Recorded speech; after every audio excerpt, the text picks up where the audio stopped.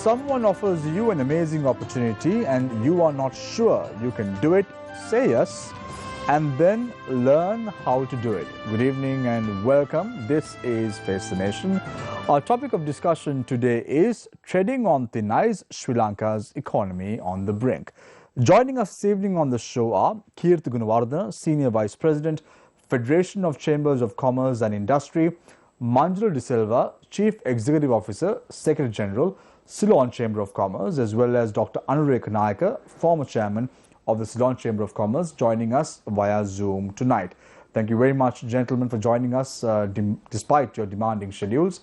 Let's start off tonight's show with Manjula De Silva, CEO, Secretary General of the Ceylon Chamber of Commerce. Now, Manjula, your organization was amongst the many organizations that were very quick to condemn the Black Monday violence that took place in Sri Lanka several days ago, just a week ago or so. The situation was very bleak at that time, and your organization, along with several other organizations, requested that the president respects the voice of the public and resigns immediately after the interim government is firmly in place. Now there is a Prime Minister appointed, Ranil Wickremesinghe, several days after your statement was issued.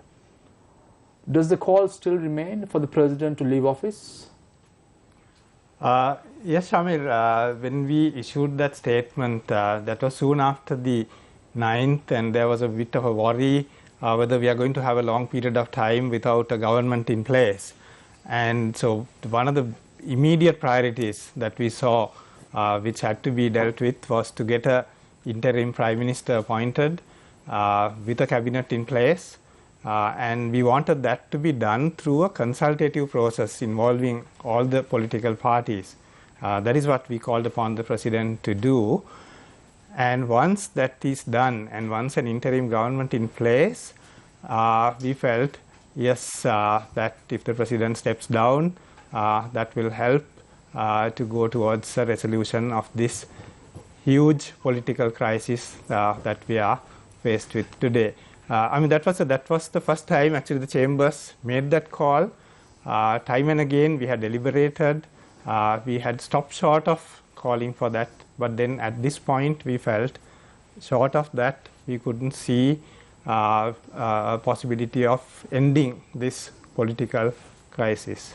Manjula, interestingly, the chambers have been very vocal over the last few months with regard to the incidents that have been unfolding in Sri Lanka with regard to the country's economy, the protests that have been carried out, so on and so forth.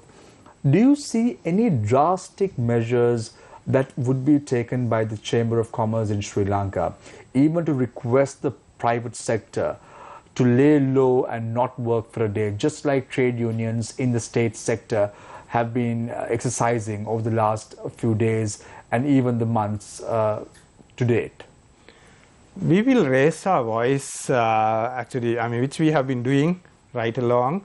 I think we have been more active than I think ever before in the history of the chamber, and also with our colleagues from the other chambers. We have been coming out and very openly advocating certain positions. We will continue to do that, but we will also at the same time avoid any actions that will only make matters worse, because right now, if the economy is going to come to a standstill, it's not going to help, because first of all we have to come out of this crisis, and for that we have to keep our production processes going. We have to ensure that the exports will continue to generate revenue. We'll have to try and somehow ensure that the tourism sector recovers. So we will desist from any action that will put a spoke in that process. But of course we will be very vocal. We will come out and say what we think has to be done, but not go to that kind of step. What if the President does not leave his portfolio as the President of the Democratic Socialist Republic of Sri Lanka? Would the chambers still insist that the President should leave after an interim government is placed very firmly in the country? No, we understand that constitutionally he is entitled to remain. So we have to respect that. What we made was a request. It was more of an appeal to him, given that we felt, I mean, that is what the public is demanding. So therefore, we felt that will help to come out of this crisis. But if he is taking the stand that he should not, I mean, you would like to look at other alternatives. One way would be perhaps to abolish the executive presidency through a constitutional process and transforming that executive presidency into something like a non-executive position, as we see in India and many other countries. And this is also something, you know, from time to time most political parties have promised to do, and for which many got a mandate, but it never got done. So we feel, I mean, if there is agreement across the board to make it happen, then maybe that's another way of addressing the issue, because we can't actually force the president to step down constitutionally. I mean, he's quite entitled to remain. But isn't that the demand of the general public at present, Manjula? Agreed. I mean, so that's why we added our voice to that, but we can only make a request. We can only make a request, and many political parties also made that request and said, okay, they will participate in a government only if that is done. But somehow he has taken the stand that he is not going down that path. So that is why we feel, okay, we have to always see where do we go from here. You know, so now we have a situation where the president has decided to remain. He has appointed the prime minister. We need to see how do we go from here. Manjula, interestingly, when you're speaking about an interim government, you all say that the interim government should be firmly in place. When you look at the present regime itself, you see Prasanna Ranatunga, Dinesh Gunawardena, Professor G.L. Paris, Kanchana Wijayasekara, holding ministerial portfolios in the present government under the stewardship of President Gotabaya Rajapaksa and Prime Minister Ranil Wickremesinghe. You don't see a Minister of Finance. Does that worry the chamber at the moment? We are not too concerned right now, because what we believe is that this is only a very temporary kind of arrangement that we see, and we are expecting a fuller cabinet to be appointed. In fact, that was expected today, which so far did not happen, but at least within the next day or two, if it happens, that is fine. But it is absolutely important to have a finance minister, given the kind of economic crisis that we are faced with, because as you know, we are in the middle of this negotiations with the IMF. We are just about to commence a debt restructuring process. All that needs a finance minister to be in place, no doubt about it. So Manjula, yeah. I was made to understand that you all have had dialogue with several political parties as well as the Chamber of Commerce. How has these meetings transpired to be? Have those meetings been successful? I would say they have been successful to the extent that actually all the political parties that we spoke to, that is within the last 2 or 3 days, they all agreed the need for an interim government, and since now a government has been established with the appointment of a prime minister, though they were all having reservations about the way it was done, but at the same time they all felt that, you know, I mean, we have to give this prime minister some time to do whatever he can do to address the economic issues, and that although all of them said they are not going to accept portfolios, they don't want to be part of the government, but at the same time they all said they will support whatever positive actions that will be taken to resolve the economic crisis. So that's what we heard from the JVP, from the SJB, from the TNA, almost everybody. Manjula, 6 times Prime Minister, never been able to successfully complete a term, 43 years in Parliament. Do you think Ranil Wickremesinghe has the know-how to steer the country's economy back on track? We feel, I mean, it's very hard to say at this point in time, but he has put his hand up, he has come forward, and I mean he has the support of at least a section of the international community, so which we believe, I mean, will help at a time when we really need the support of the friendly nations. And if we can see this kind of a balance where you have the executive and you have the legislature, where the legislature also takes up a position that they will support anything good that is coming, that they will also play a monitoring role, I think it will be very good to have some of these key committees to be led by opposition parliamentarians like the COP, the Public Finance Committee, etc. I think the Prime Minister appears to be somewhat receptive to that idea. So if that kind of a healthy balance can be achieved, I have some hope. Thank you very much, Manjula De Silva, CEO, Secretary General of the Ceylon Chamber of Commerce. I now move my attention to Kirti Gunawardena, Senior Vice President, Federation of Chambers of Commerce and Industry. Kirti, are you satisfied the way in which a new Prime Minister was appointed by President Gotabaya Rajapaksa? Many say that this is unconstitutional. We saw Malcolm Cardinal Ranjit making a statement. We saw Omar Pesobitera making a statement regarding the appointment of Ranil Wickremesinghe as the Prime Minister. In your opinion, do you think Ranil Wickremesinghe makes the cut to be the Prime Minister of Sri Lanka? Actually, as Manjula stated, we discussed this matter as the Joint Chamber Forum. So there also we found, this is something it already happened now. Of course, when you ask the question right now, there is no point saying no also, because it already happened. There is a Prime Minister in place. But of course, what we wanted was to have a consultative process among all the parties and see a best independent person to make the Prime Minister. I do not think that happened.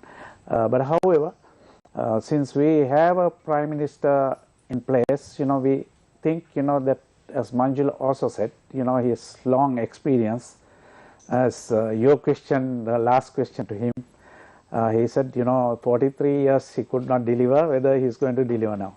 So with long years of experience as his international contacts. And mind you, he has been the Prime Minister for 6 times in Sri Lanka as well. Yes, yes. Can he deliver the goods? This is the biggest question that everyone has. Now even we feel, the past track records, when you take it, we had much higher hopes from him, which was not fulfilled.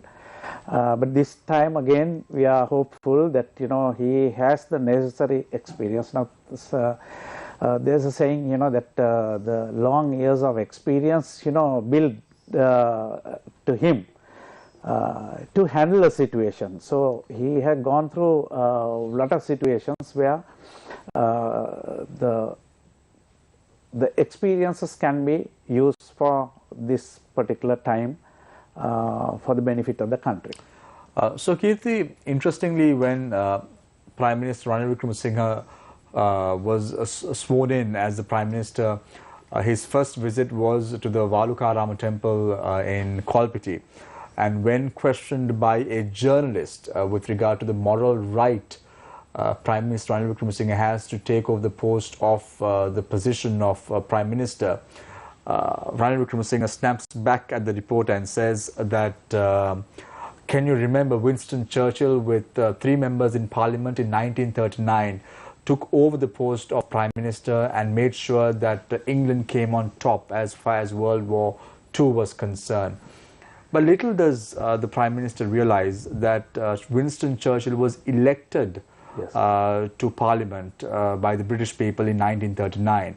Ranil Wickremesinghe was not appointed. He contested an election, lost the election, and then became the Prime Minister of the country through the national list because of the fact that no one else was putting their hand up to become the Prime Minister of the country.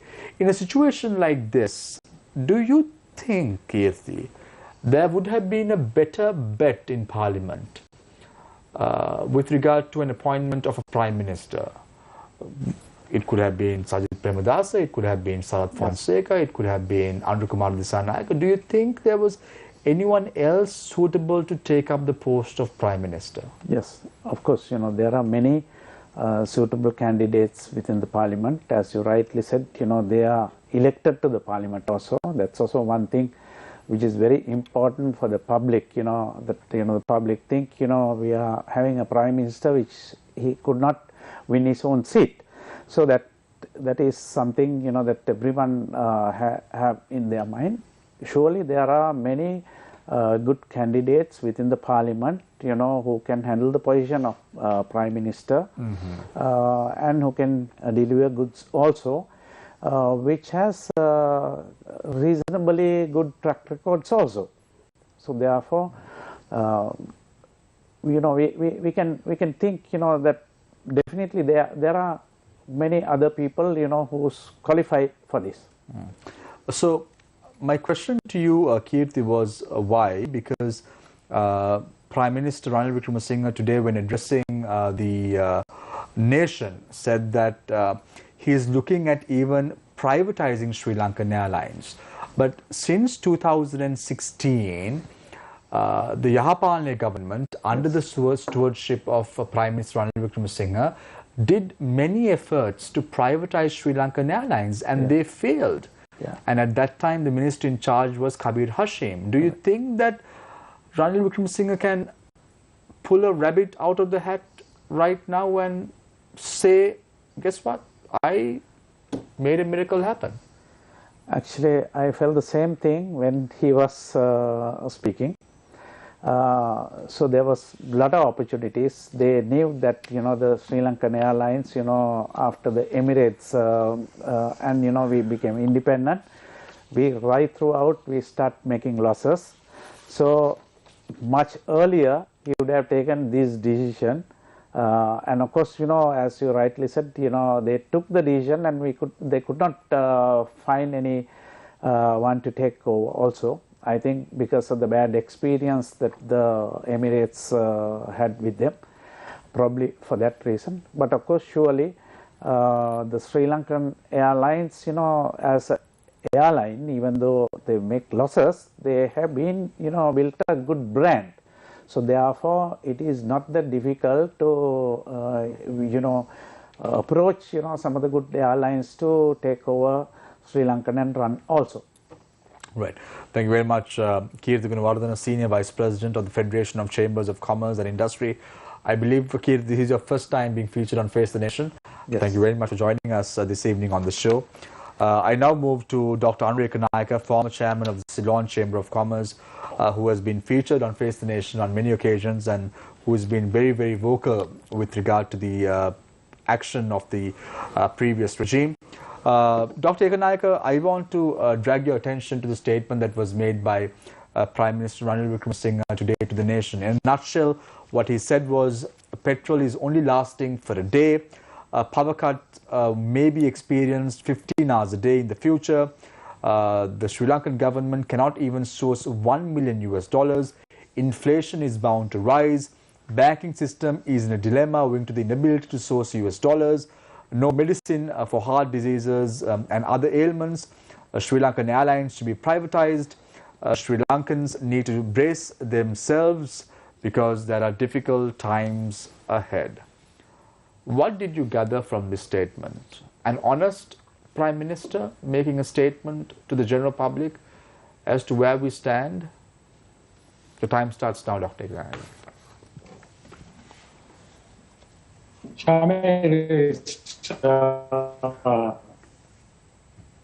It's really an honest statement, no doubt about that. I wish this was shared with people by the leaders of this nation much earlier, that it will come to this.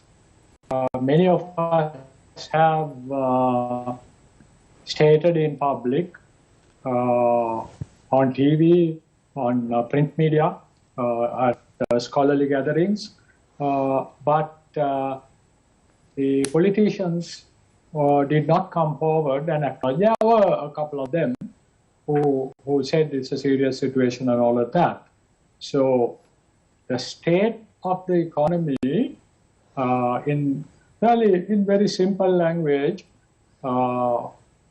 shared with the people this evening by the Prime Minister, was a refreshing development. In your opinion, Dr. Kanayaka, what are the key takeaways? Because at the end of the day, people are expecting some sort of optimism. The Prime Minister also mentioned that a concessionary budget scheme would be introduced in place of the development budget that was tabled in Parliament several months ago by then Finance Minister Basil Rajapaksa. What do you gather from this? Because already we are in a rut. The Prime Minister says that we have to brace ourselves. And then he goes on to say that a concessionary budget would be presented to the general public in due course. What does this really mean? Can you encode this for me? No, in that statement, there are a lot of gaps in my view, because if a concessionary budget is to be presented to the Parliament and adopted, then how the financing needs will be met also has to be articulated. Prime Minister didn't say how. He sort of mentioned that there are discussions going on with development partners, etc. But the specific measures to reduce the budget deficit and raising revenue have to be disclosed to the people. But one part of his statement, I fully agree that it is going to be even tougher from now on for the next several months. I think he mentioned 3 months. My feeling it will be more. But certainly, if the government does the right thing and set an example to the people, then a few months later, gradually things will begin to improve. There are lots of things which can be done to make this nation to get back to where it ought to be. And it should be not even to, say, pre-COVID situation 2018, but even more than that. It's possible. So we should not give up on that part. It is doom and gloom only for a period of time. We can get out of it, provided right things are done fast. Dr. Kanayaka, Prime Minister Ranil Wickremesinghe spoke about the chalk circle, which he mentions about the Great Grusha crossing the broken rope bridge carrying a child that was not her own. But the Prime Minister did not mention the fact that even so, the peasant girl who rescues the baby and becomes a better mother than the baby's wealthy biological parents was not brought forward by Ranil Wickremesinghe in his statement. It very clearly shows that he intends to do bigger things for Sri Lanka. Did you get that sentiment from Prime Minister Ranil Wickremesinghe today when he addressed the nation? Yeah, you see, the narrative, the chalk circle narrative can be interpreted in various ways. In one way, what Prime Minister implied, in my view, is not one of his creation, somebody else's, so he is carrying that baby. Now that's debatable, because in my view, none of the politicians who have been in power in the past can say they had nothing to do with the current problem. If the baby is the current situation, right? Everybody had to contribute. So that's one way of looking at it, right? So our point is to tell him, Mr. Prime Minister, that baby is yours as well, right? Doesn't matter, you have pledged to, carry the baby safely across the big gap, the river or whatever, the chasm. Well and good. All the best. We should support. But tell us what you're going to do. Don't try to, do what others have been doing in the past. Basically, what they have been saying is, believe in us, right? Don't ask for the details. We'll make sure that you get what you want. I don't think we can agree to that any politician, right? So, we want to know, general public would want to know, what are you planning to do, right? Now, in this sense, merely, going to IMF and debt restructuring are purely very, very short-term steps. What is most important thereafter is, what are the reforms? What are the structural reforms the government intends to undertake, so that we will never ever have to go to IMF again. Right. Over the last, since mid-60s, we have gone to IMF for 16 times. Right. And there's nothing at this point of time to tell us that the same story won't repeat again. It all depends on what we do on our own. And the leaders have to choose to take the public into their confidence.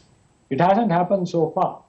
IMF is not a magic wand, although it is a critical step right now in the short term. It's our right. We are a member of the IMF, and we should go and get their help. Right. Thank you very much, Dr. Andre Kanayaka. That's not going to take us to the other end of the bridge, Thank you very much, Dr. Andre Kanayaka, former chairman of the Ceylon Chamber of Commerce. The Prime Minister also goes on to say in his statement, this is an even more difficult undertaking. The precipice is deep and its bottom cannot be seen. The bridge is made of thin glass and there is no handrail. I am wearing shoes with sharp nails that cannot be removed. All the best, Prime Minister. We are all waiting to see what your actions are, what sort of measures that you would take to steer us in the right track. We are already in an abyss. We want you to pull us out from that rut. Let's wait and see what happens in the coming couple of months. I want to open the floor for questions from our journalists. On to my immediate right is Deshan Gonaval. On to my immediate left is the producer of the show tonight, sitting here as one of the journalists, Shehan Ranatunga. So let's open the floor with Shehan. Thank you, Shamir. I'd like to open with a question directed towards Mr. Kirti Gunawardena. Mr. Gunawardena, you represent, or you're a senior vice president, Federation of Chambers of Commerce and Industry. Could you tell us, because they say seeing is believing, and when you step out on the streets day in, day out, you see queues, whether it be petrol, gas, all that. So visually everybody understands that there's a serious problem in these areas, but people don't see the struggle the business community is going through. Could you tell us what is the actual ground situation? What kind of challenges is the business community facing right now? Actually, that's the most valid question for the day, I believe. Right now, the business people, there are two segments. One are exporting companies. The other ones are the local producers. Local producers are in a very big problem now, because they cannot open their LCs, they do not get their raw material, and as you know, Sri Lanka is a country we use for most of the exports as well as for local use many raw material which is coming from outside. Even if you take the garment industry, So we export, we add value, but a large quantum of imports has come into the country to make this export. So therefore, it is very important that we should earn the required dollars to do the imports. Right now, the situation in the country is very bad. Most of the business people find it's extremely difficult for them to run their organization. We had a COVID during that time. Of course, the income levels came down. They had production losses. With all that, there is no way that they can catch up now. So now they are on a serious issue that the banks are not allowing them to open the LCs due to the shortage, because as it is, even we do not have enough dollars to take a fuel container in. So that's the kind of situation that we are facing right now. Given a scenario that I would like to mention at this stage, one thing is it's extremely difficult for the business people. We had recently a discussion on Zoom with almost all the chambers, our regional chambers. They have enormous problems, banking issues to various other raw material issues, and the workers, whereas they cannot come to work because the fuel prices have gone up, their transport cost has gone up, so many things. Now, if I deviate a little out of that question, now today we are in a situation we do not have fuel and we face so much trouble. We do not have gas and we face so much trouble. But now one of the alarming things which we have not given enough attention is the food safety of this country. Now most of the seeds are all hybrid stuff which is coming from outside. So there is a severe shortage of imports of seeds. Seeds, fertilizer, pesticides, all these three has to come into the country to make the agriculture going. Just imagine, without the fuel, we have so much issues. If the nation do not have anything to eat, we will have more and more troubles. So therefore, we have to change our priorities also. So we have to understand, which one has to be given the highest priority. This is very essential at this hour, rather than we talk, okay, somehow we find some money for exports and do only. Even though if we do exports, if there is nothing to eat for the people in the country, so where are we moving? So that's a huge situation which everyone has to be concerned and address. So the government currently they should have a very serious concern about that. And in the meantime, now this is something good for us to discuss at this point in time. Now we are talking about post-harvest losses. So some says 50%, some says 40%. Even we'll say the lower one 40%. So that means 40% of the produced stuff we are wasting. So this is something at this hour we have to take it to consideration and make some efforts to save that. So that is already. But Kirti, what we are facing right now, you spoke about the food crisis that Sri Lanka is facing at this present moment of time. Isn't this a crisis that we itself fell into because of the fertilizer problem that was that came to play in May last year? Because you speak about exports right now, tea exports have dropped by 6 million kilograms in the first 3 months of the year, which is the lowest in 23 months. All this owing to the fertilizer ban that was imposed. This is not only affecting the food safety in Sri Lanka, but also the revenue that we can generate as a country and sell Ceylon tea to the world. Yes. Actually, this has affected many areas, not only tea, even many agricultural products, as well as, other than the cinnamon to various other things which we export has affected. I think that's one of the most foolish decisions which we took to stop fertilizer imports, because the thing is, no country in the world has gone suddenly overnight to change of a policy like this.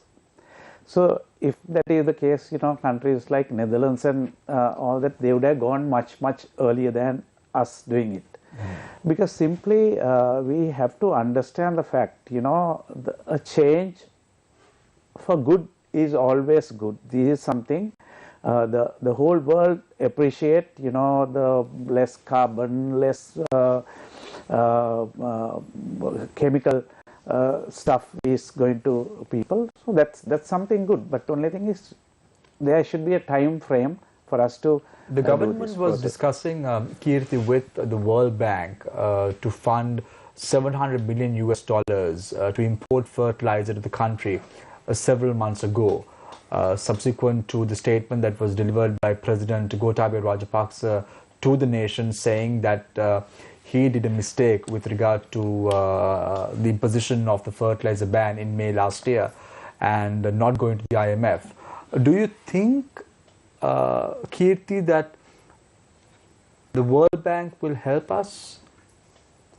World Bank generally help us for this kind of affairs. Because what the president said was the price of fertilizer would be given at a subsidized price, yes, to the farmers. So what I'm trying to gather is, will the World Bank give us a loan of $700 million to give fertilizer at a subsidized price to the farmers? Because right now in the black market, a pack of urea, which was at 3,500 rupees at one point, is going at 4,000 rupees in the black market at the moment. Correct.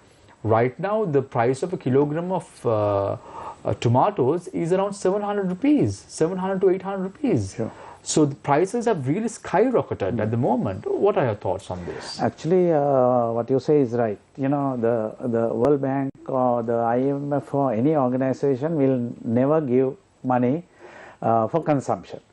They will give money to stabilize the situation, improve the local situations, all that they will support. But the only thing is, like, subsidizing the economy, and of course, if we are given even at that time, if we got the fertilizer, our cost would have been less than $400 million. But it went up by about another 4 to 5 times by now, because the petroleum prices went up. So that again, it was another repercussion that we are facing now. Even to import the same thing now, we have to bear a higher cost. And of course, that is something we need fertilizer, no doubt. The government also has decided that they have to import. But again, as you rightly asked this question, the World Bank will be not supporting fully to give fertilizer on a concession price to the farmers, and there is no way of recovering that. Right. So Manjula, today the Prime Minister's nation address, the Prime Minister clearly articulates with regard to tightening the belts of Sri Lanka. We are in a very difficult situation. We have to brace ourselves.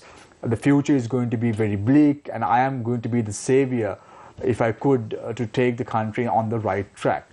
But even on this speech, when you really look at it, Manjula, the Prime Minister speaks about concessionary budget. What would this concessionary budget entail? Because right now, the thinking of the economists were to increase taxation, to increase pay taxes, get banks to pay higher taxes, get companies to pay higher taxes, get the people to pay taxes and broaden the tax regime, so on and so forth. What do you mean by concessionary budget? Yeah, it was not very clear exactly what he meant, but what we hope is that what he means it's something like a relief budget, because relief to the poor, because particularly at a time of crisis like this, when the prices are skyrocketing, the vulnerable groups of society are coming under a lot of pressure. And we all feel, and I think even the IMF has also accepted that point, that there has to be some kind of a safety net to take care of the lower income segments of the population. So if that is what he meant, I think that's fine, right? Because we can't right now spend money on capital investment, on road projects or buildings or whatever. But you mean to say that was not clear in the Prime Minister's speech? Because he just said concessionary budget. So yeah, that's why people can interpret. If you're talking about giving concessions left, right, and center to everybody, obviously we can't afford that. I mean, we don't have that capacity. But if it is well targeted towards the poor to just overcome the current pressures that they are facing, we will support it. So, Dr. Kanayaka, are you there? Can you hear me, Dr. Kanayaka? Yes, I can hear you. Right. So, Dr. Kanayaka, just after Prime Minister Ranil Wickremesinghe was appointed as the Prime Minister of the country after 6 times, there was some sort of economic boost. The sentiment across was very positive. However, the Prime Minister goes and appoints a special committee, including Payitha Rangabandara, Sagara Ratnayaka, Ruwan Wijewardena, Vajra Abe Gunawardena and Akila Viraj Karyavasan. All 5 who contested elections and lost the elections at the 2015 general elections. Now, you tend to wonder, now we need a set of professionals running the country. We saw the manner in which how President Gotabaya Rajapaksa took the advice of appointing individuals in the caliber of Dr. Indrajit Kumaraswamy, Dr. Shan Devarajan from Washington DC, to advise him on restructuring the country's debt. Did you see this move as a bad and a negative move for the image of the current or the incumbent Prime Minister? It's, it raises the question as to whether the Prime Minister will be willing to listen to expertise in different domains and to chart his course of actions. Now, politicians, it's quite natural for politicians to appoint people whom, other politicians whom they have associated with for a long period of time. Now, however, we wish that it should not happen. It keeps happening. So the most important thing is what would be the mechanism he will adopt to make sure that he gets the feedback, the advice of experts in the respective domains. That is the key. So we got to wait and see now. Various other committees are being talked of also. Some kind of a national committee or council, and some 15 different specialized committees. So we'll have to wait and see. We can only, if the Prime Minister listens to this show or any of his advisors listen to this show, or the message we can give is, please go and appoint experts with right credentials and as much as possible people who are independent of politics. We have to wait and see. So we have a question from one of our viewers, Dr. Kanayaka. The question is posed to you again with regard to the statement that was made by Prime Minister Ranil Wickremesinghe. The Prime Minister mentioned about the losses incurred by Sipetco when issuing diesel and petrol to the general public.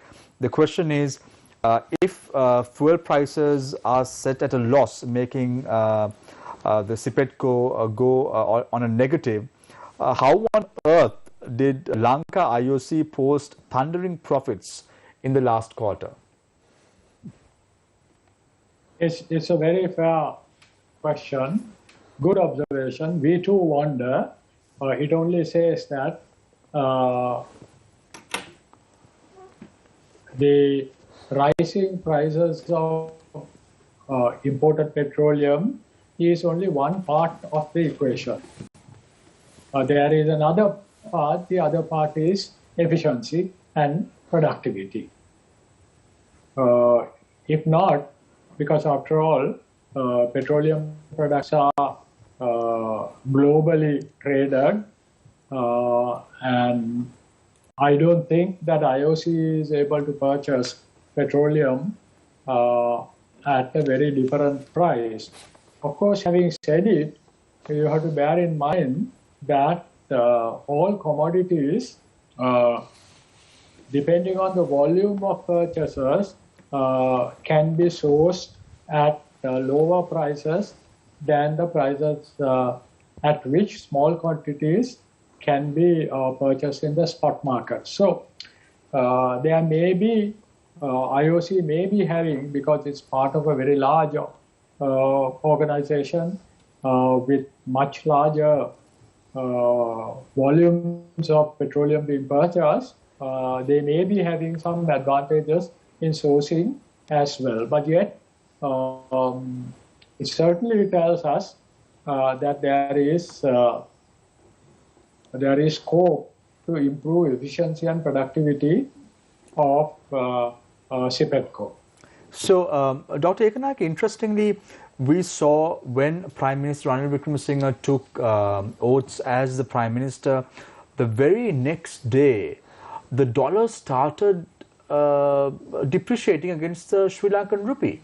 What is the reason behind this? Because on the 12th of May 2022, the Central Bank of Sri Lanka also issued a statement which says, all licensed banks are hereby informed that with effect from 13th May 2022, the Central Bank of Sri Lanka will announce a middle rate of the US dollar LKR exchange rate applicable for interbank transactions based on the previous day's weighted average spot exchange rate based in the prevailing in the interbank market.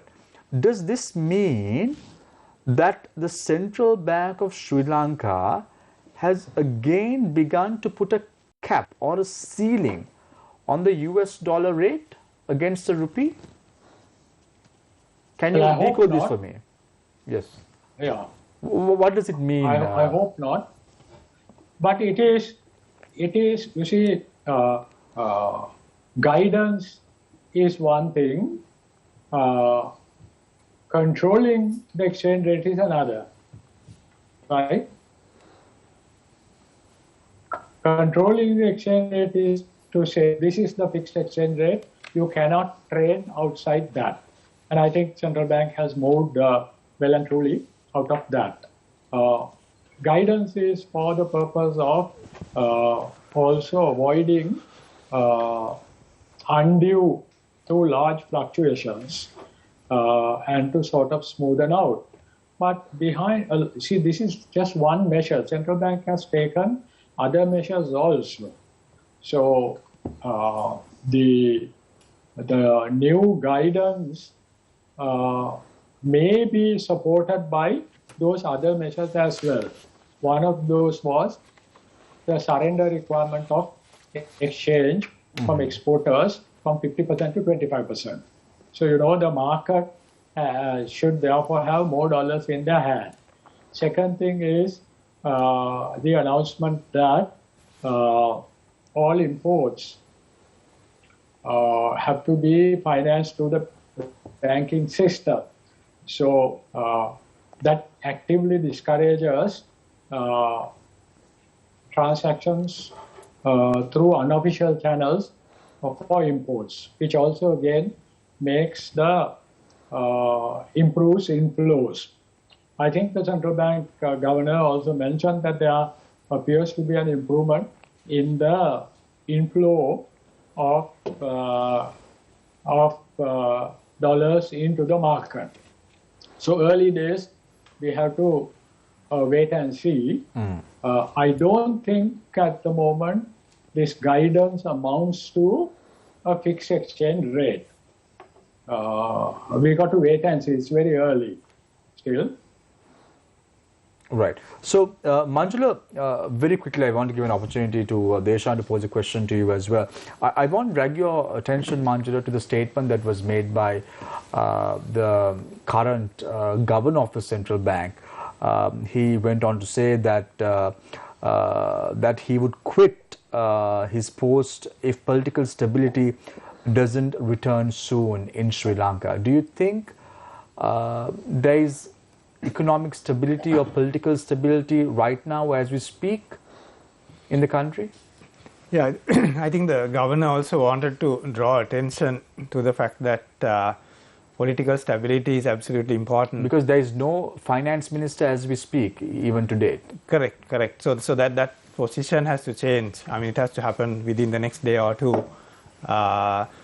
Because, as you know, like the governor and the secretary to the treasury have made good progress with the advice of the likes of Dr. Kumaraswamy and Dr. Shanta Devarajan, and the IMF. The discussions are progressing, and I have heard that there is a possibility of reaching what is called a staff level agreement within the next 4 to 5 weeks. And if that happens, that's a great step. But even if we get there, it may still not be possible to announce that and move to the next stage unless there is a cabinet in place and a finance minister in place, because you need somebody to make those undertakings. Now, the governor, central bank cannot undertake to increase taxes, right? Because that is beyond his purview. He cannot give any undertaking to reduce government expenditure or to bring down the budget deficit. So those assurances and undertakings have to be made by a finance minister. So Manjula, on the 19th of May, the Monetary Authority is due to review its policy at the central bank. Will we see any increase in policy interest rates further? Because we now know Prime Minister Ranil Wickremesinghe has taken over as the Prime Minister. We know that the country's policy interest rates, which were increased by 7 basis points at one point by the governor of the central bank, should be further increased and should at least hit the level of 24 to 25%. 24 to 25% in terms of policy interest rates, because we saw the manner in which even in 2000 and 2001 policy interest rates was at an all-time high in the country. Do you think we will see any surprises when the Monetary Board announces its policy interest rates on the 19th of May this year? Just a few days from now. Yeah, I think there could be an increase, or they may decide to keep it at that level. I don't think there is any room for an easing of bringing down the rates at this point in time. I think they took the right move. I mean, though some of these measures can be painful in the short term, I mean, these are the kind of bitter pills that we have to take if you have to come out of this situation. So I think that sharp adjustment was needed, but on the back of that, I don't think they will increase again, but we cannot rule it out. Because the treasury bills are going at 24% to 24.5% at the moment. Yes. And the interest rates are going at 14% to 15%. There is definitely a discrepancy there, isn't it, Manjula? There was, but at the same time, I think we saw in the last week or so a little bit of a reduction there, the pressure coming down a little bit, because always what happens is, these macro variables tend to overshoot. There is an adjustment and it overshoots and then it kind of settles down. So even in the case of the interest rate, we think it may come down, the treasury bill rate, slightly, but we'll have to watch and see. Do you think it's prudent to invest in treasury bills at this moment of time rather than putting at a bank and waiting until the fixed deposit rates give you a better yield? Manjula, what is your take on this? Yeah, I would advise anyone at this point in time to go for treasury bills. Short term, because always in an environment like this, one shouldn't go and lock in for the long period, but to put money into a 3-month treasury bill right now appears to be the best investment. Best way to double your money. And would the central bank take a haircut on treasury bills also moving forward? I don't think so. I think quite categorically the governor said the domestic securities will be excluded from any restructuring process. Even if due to pressure from foreign bondholders, they have to deviate from that stand, it will perhaps affect the bonds, not the bills. So that's why I feel if you stay with the bills, you're very safe. Thanks, Amir. I want to pose a question to Mr. Gunawardena. Mr. Gunawardena, I think Mr. De Silva in particular spoke about the state of the availability of dollars and the banking system. A question that consistently comes up in many of the programs we do, in many of the daily conversations we have, is how difficult it is to access foreign currency for the purpose of imports, like it was mentioned earlier, even for value additions. And it's not just the small businesses that are struggling. There are companies who require $20–30 million a month for raw materials also struggling to access this finance. Now, the central bank has taken a policy decision on the open accounts. And what we did see is, with the disparity in the curb rate and the official rate, there was money coming into the country unofficially. So the open account allowed businesses to be able to take advantage of that and import their raw materials, even paying a premium, even though they had to pay a premium. Now, with this new restriction, does it make things easier for businesses, or does it make things a little more difficult? Tough question. Two sides of the coin. One thing is, of course, the idea is stopping the open account. I would think simply the money coming on different other ways to stop that one, to bring the money or the dollars to the mainstream. So that's the number one point there. Surely, when that happens, if there is no any open accounts stop, then they have to go through the banking system. So they are, of course, the officially you need the dollars. So that is one other thing. As it is, the most of the businesses, they find difficult due to the severe shortage of dollars. Even though there are even my business, I'm into printing, we did exports as well as for local market, and I've been serving the banking community mostly.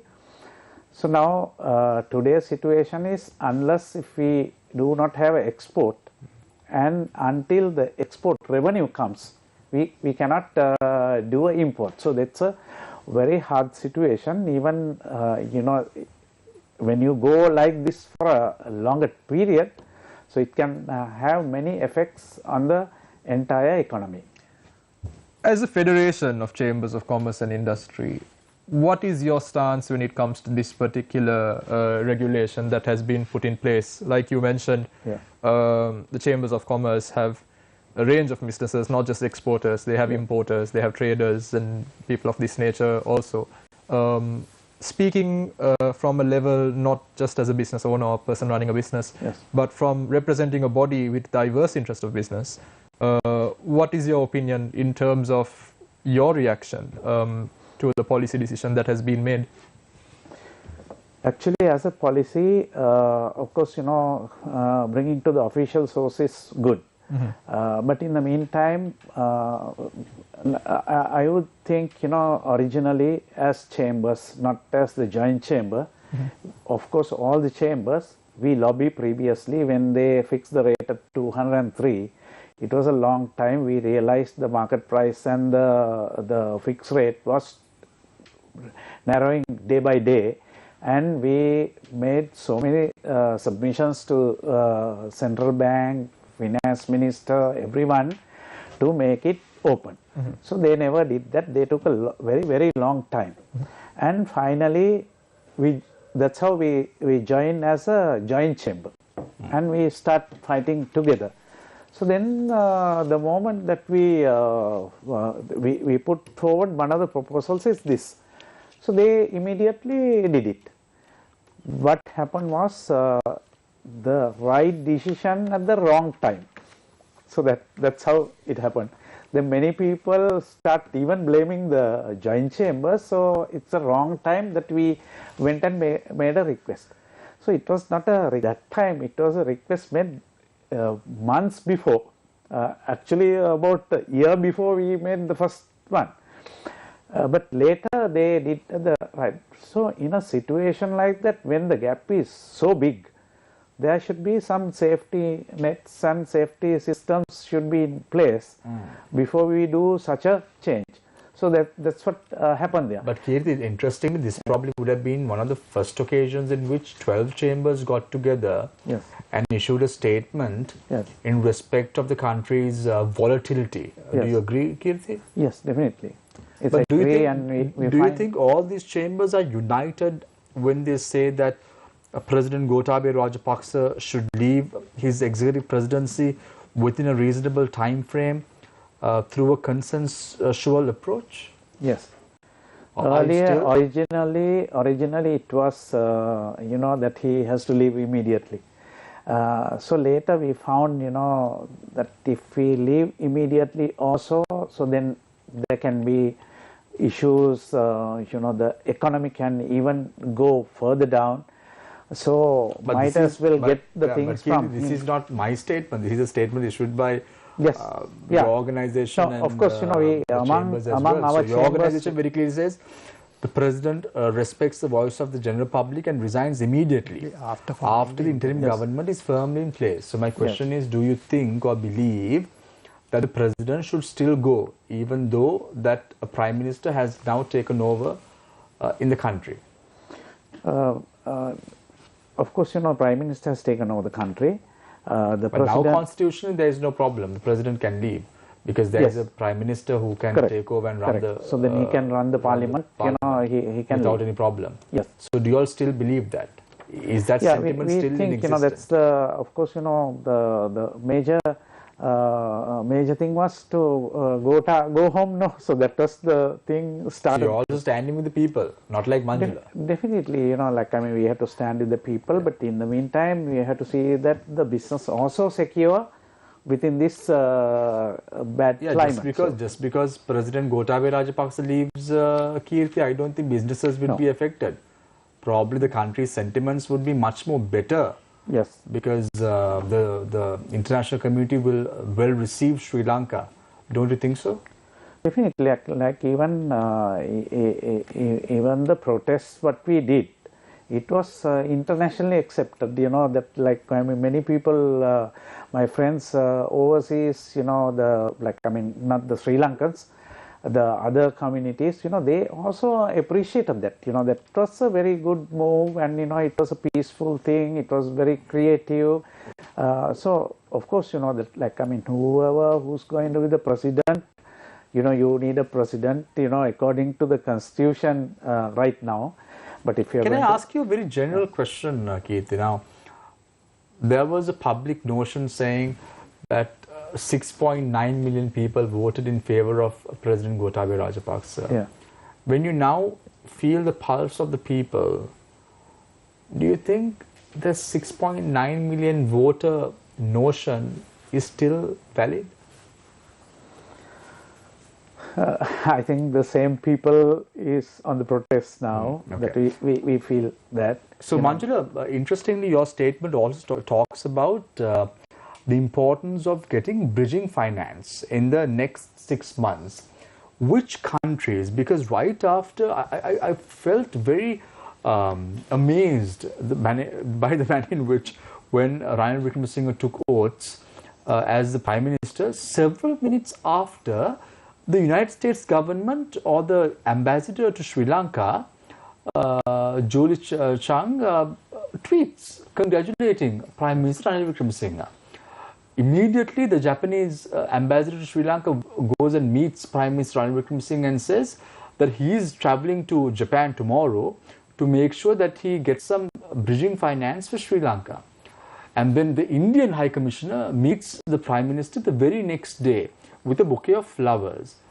Some of the notion, Manjula, that this was a plot by the international community wanting Ranil Wickremesinghe to run the country. What do you think? I wouldn't go that far, but then I think it was pretty obvious that the international community greeted this news with a lot of delight, because as you know, I mean, always the current Prime Minister has been someone, you know, who has been very acceptable to the West, to the US, to Europe. He has always had very good relationships, and also with Japan. So one is not really surprised by that response. And at this point in time, I mean, you know, leaving politics aside, I mean, all what we hope is that that positive reaction will actually translate into something more concrete by way of support. Because what we really need is, at this moment, maybe a minimum of, say, about $3 billion, ideally $5 billion. If you get something between 3 to 5, I think we can just get over these next 6 months, at least until such time we get the money from IMF. Manjula, we saw in the last 1 year a lot of reversals of gazettes. The government has been taking U-turns, the government has announced something and then takes it back. This is very common. Why do I get the feeling the chamber is also doing a U-turn now? Initially, they wanted a Prime Minister to be firmly in place and requested that the President leaves office. And why do I get the feeling that the chambers, the joint chambers together with the 12 organizations are also trying to somewhat circumvent that, that path and taking somewhat of a U-turn? I would call it a U-turn, but it's more like we are being pragmatic, and also we are keeping our focus on the economic issues. You know, I mean, politics is something different. Normally, let them play politics. Let us tell you where the country should actually, we normally don't headed. Want to even comment on politics. I mean, that's not our field. But of course, where politics comes into becoming a destructive force in resolving economic issues, then we are sometimes compelled to come into that territory, and that is what happened in the recent past. I mean, it's not something that we really want to do. It's not that you all have any love towards Ranil Wickremesinghe as the Prime Minister. We have no preference, or actually as a chamber, I mean, individually each one of us can have our likes and dislikes, but as a chamber, and we have never sort of backed a particular political party or a leader or a person, and so, we prefer to keep it that way. So Dr. Kanayaka, delivering the goods and trying to get the rabbit out of the black hat is going to be a very difficult task, as articulated by Prime Minister Ranil Wickremesinghe when he addressed the nation today. Do you think the Prime Minister has the capability to take us through?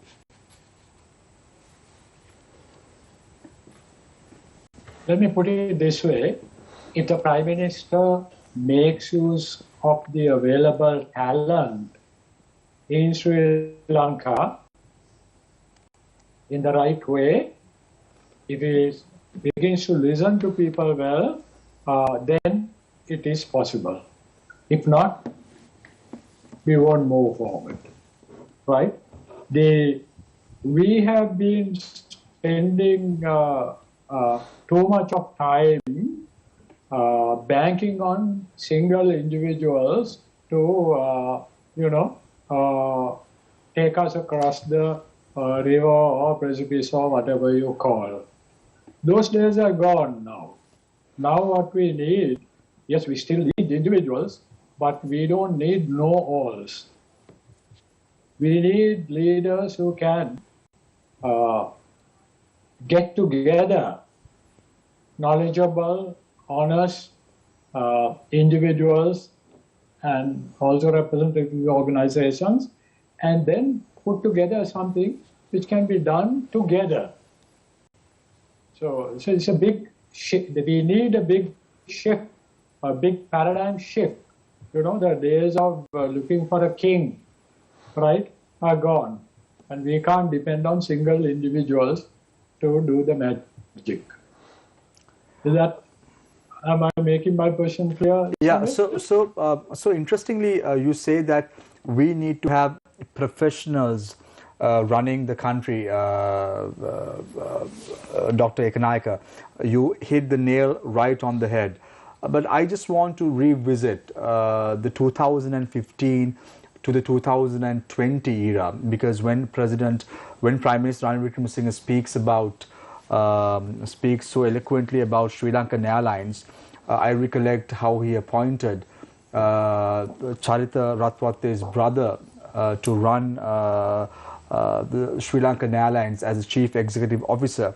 Then I recollect how he got the assistance of individuals in the caliber of Paskal Lingam to run the country's economy. He appointed a separate economic council, divide of President Maithripala Sirisena. Probably people don't recollect the past, but I just thought I should bring this out as well, because when Prime Minister Ranil Wickremesinghe so eloquently speaks about Sri Lankan Airlines, little does he realize mistakes were even committed during his time in office as well as the Prime Minister. What is the message you have for Prime Minister Ranil Wickremesinghe, Dr. Kanayaka? Do you think he should have a clean slate, and this is the time for him not only to resurrect the economy, but even this could be an opportunity to resurrect the UNP itself? Don't you think so? I think the question of resurrecting his own party is neither here nor there. Is up to him. But the nations, we've now come to realize that the future of the nation doesn't depend on the well-being or strength or the power of individual political parties.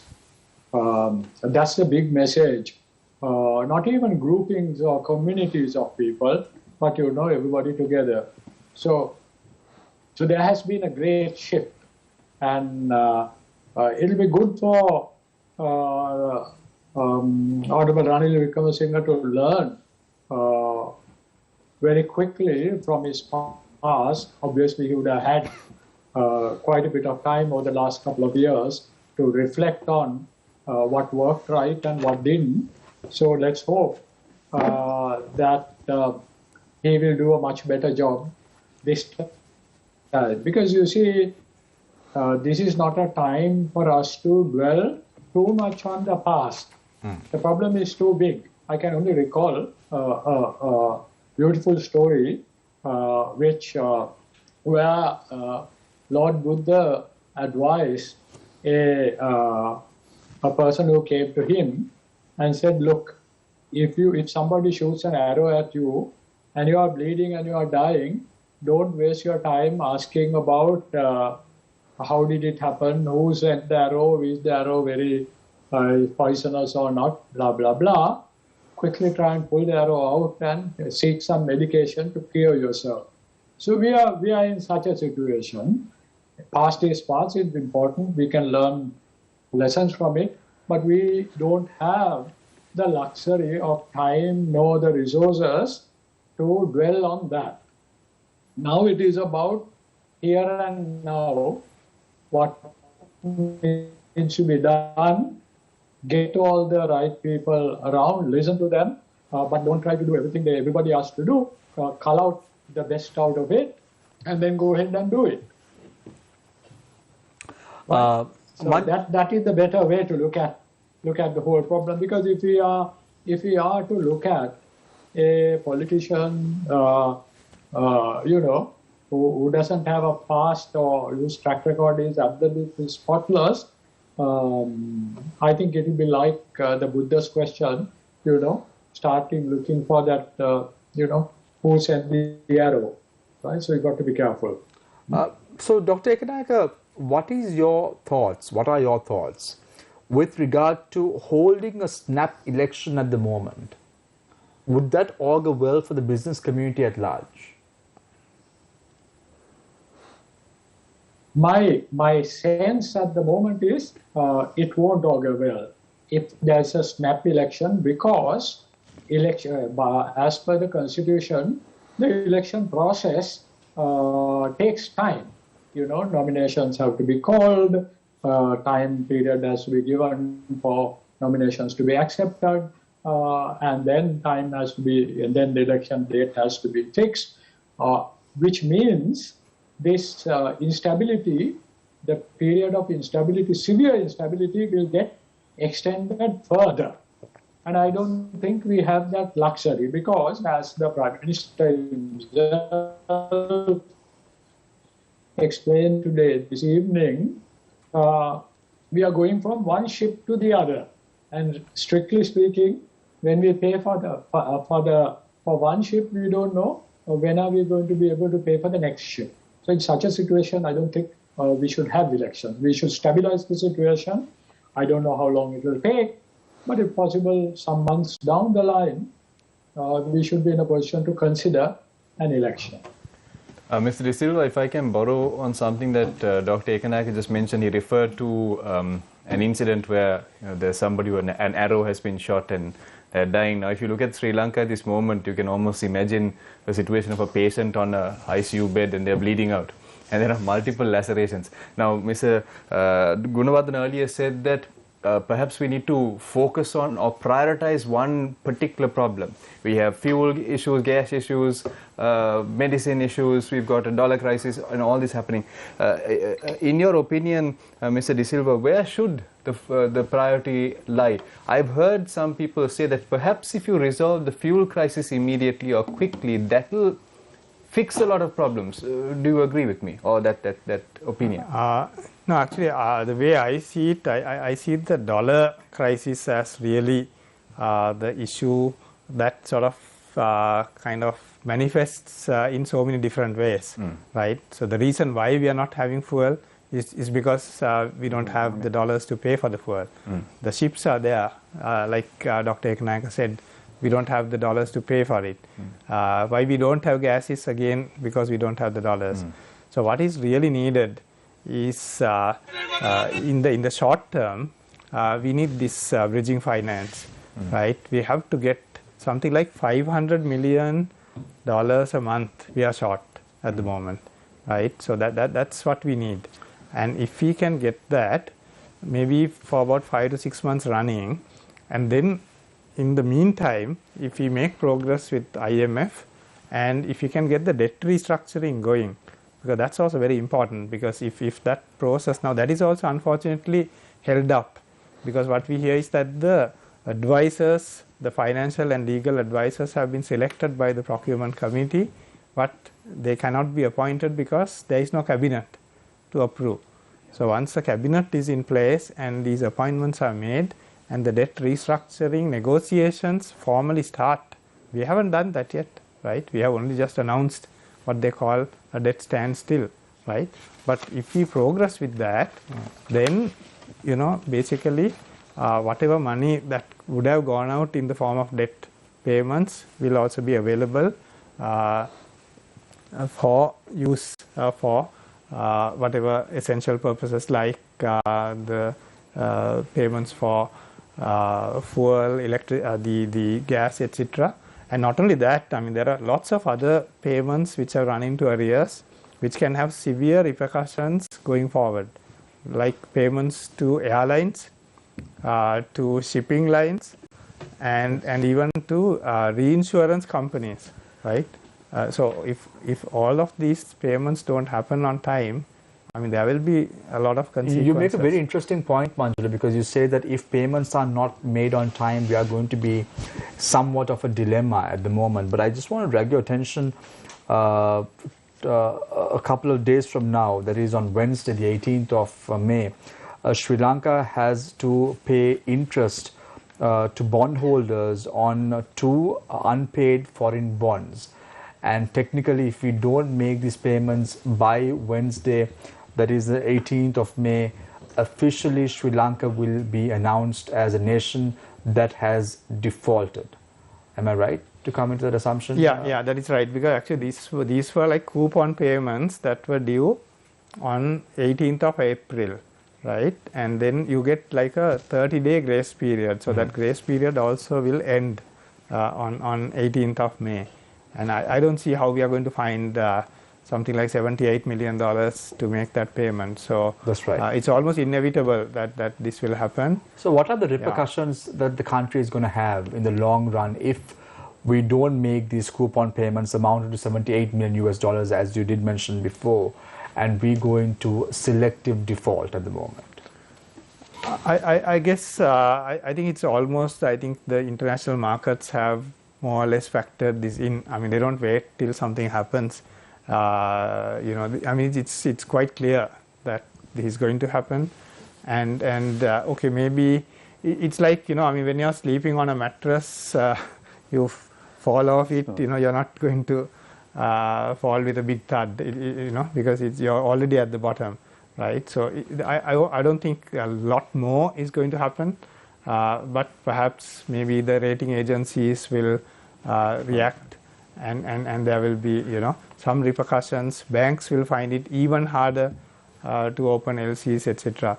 But not a lot worse. It can be from where we are anyway. Yeah, so Manjul, you're saying that from a mattress down below is not a big problem, but the Prime Minister is saying that there's a steep precipice and he's on a thin glass of ice with nails strapped onto his shoes. So it's going to be a long and hard fall if the Prime Minister doesn't deliver, right? Agreed. Yeah. No, my point was with regard to whatever that is going to happen on the 18th. Is not going to make a big difference. I mean, we are already there, and I think markets know that it's going to happen. It's not going to be something kind of which is going to make headline news. Mr. De Silva, you mentioned something very interesting. You said we need to look at raising about $500 million essentially per month in bridging finance until such point where we get IMF assistance. Assuming that we do, and we get to the point where we do get IMF assistance, I believe the internal news coming out so far, unofficially of course, is that we are looking at about a $3 billion disbursement over 3 years. So when you average that out, it is not a very large amount of money given the deficit that we have to service every month in terms of keeping the country going and keeping the essentials coming in. How realistic is it for us to keep looking at financing externally? Does there not need to be, in your opinion at least, a systematic or systemic restructure of how our economy works, as opposed to just going from pillar to post looking for financing purely on, you know, essentially running a country on a cash flow basis?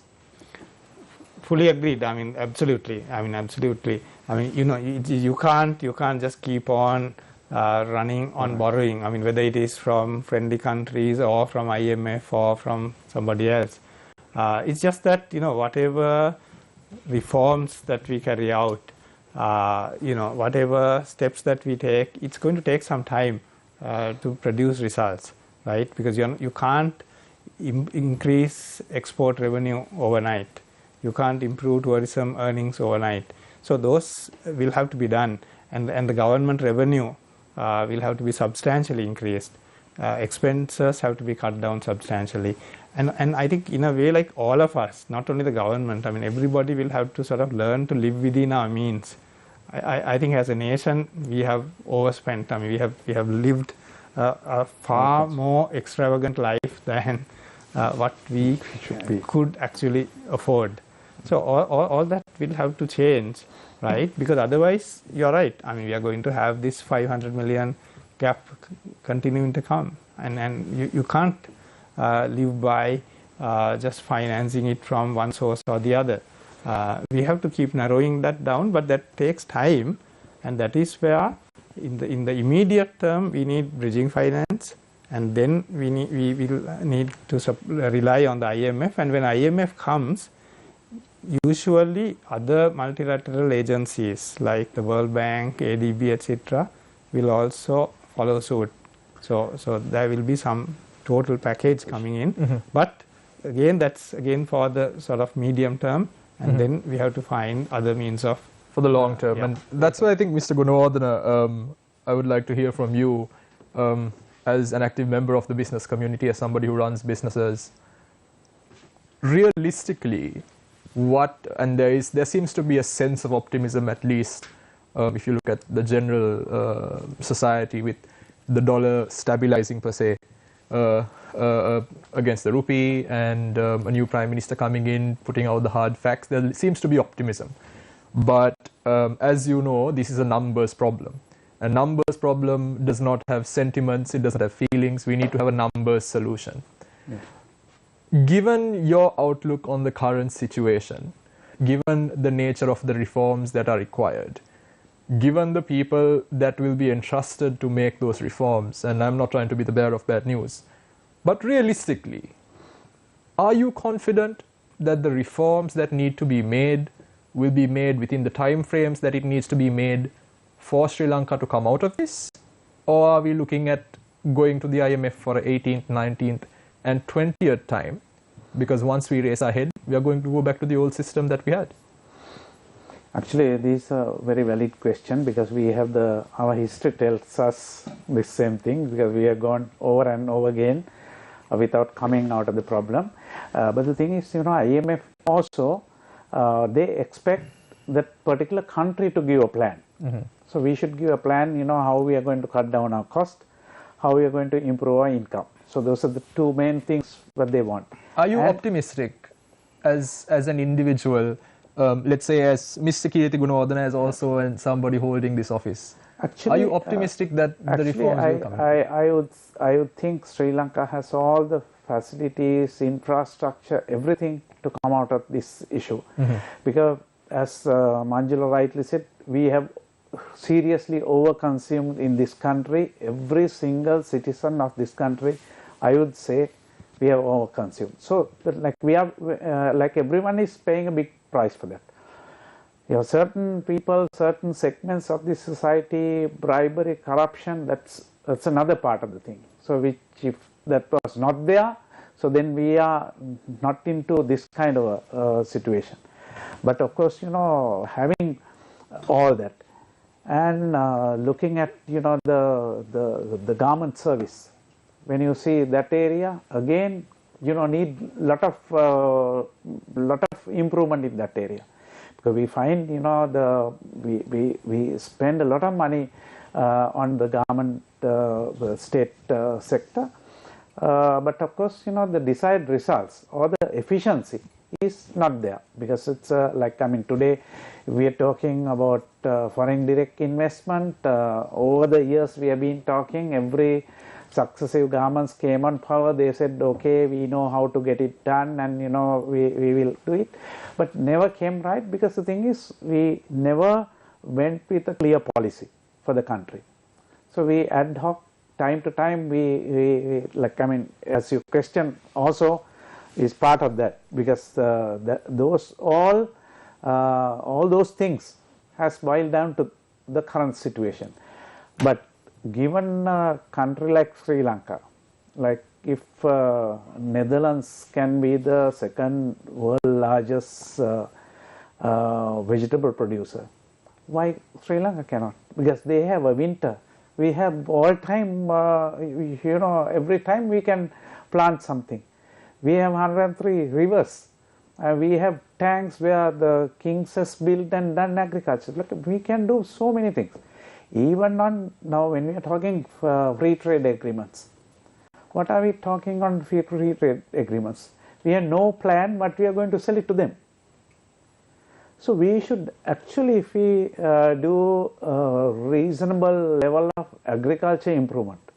Now today, if you take a country like Thailand, Thailand has done huge value addition on vegetables, fruits, anything you name it, they pack and send to the entire world. What are we doing? So we are a country, same nature, same climate, all that, but we haven't done that. So this has to start. If this started, I think, this can be a turning point, because today the protesters, what they want is that, not really changing the president, and the idea behind that is, okay, change the president, but bring a good guy. And bring a reform agenda to the table. Yes. And a systematic change is needed. Yes. And this is the opportune moment to do that, right, Kirti? Yes.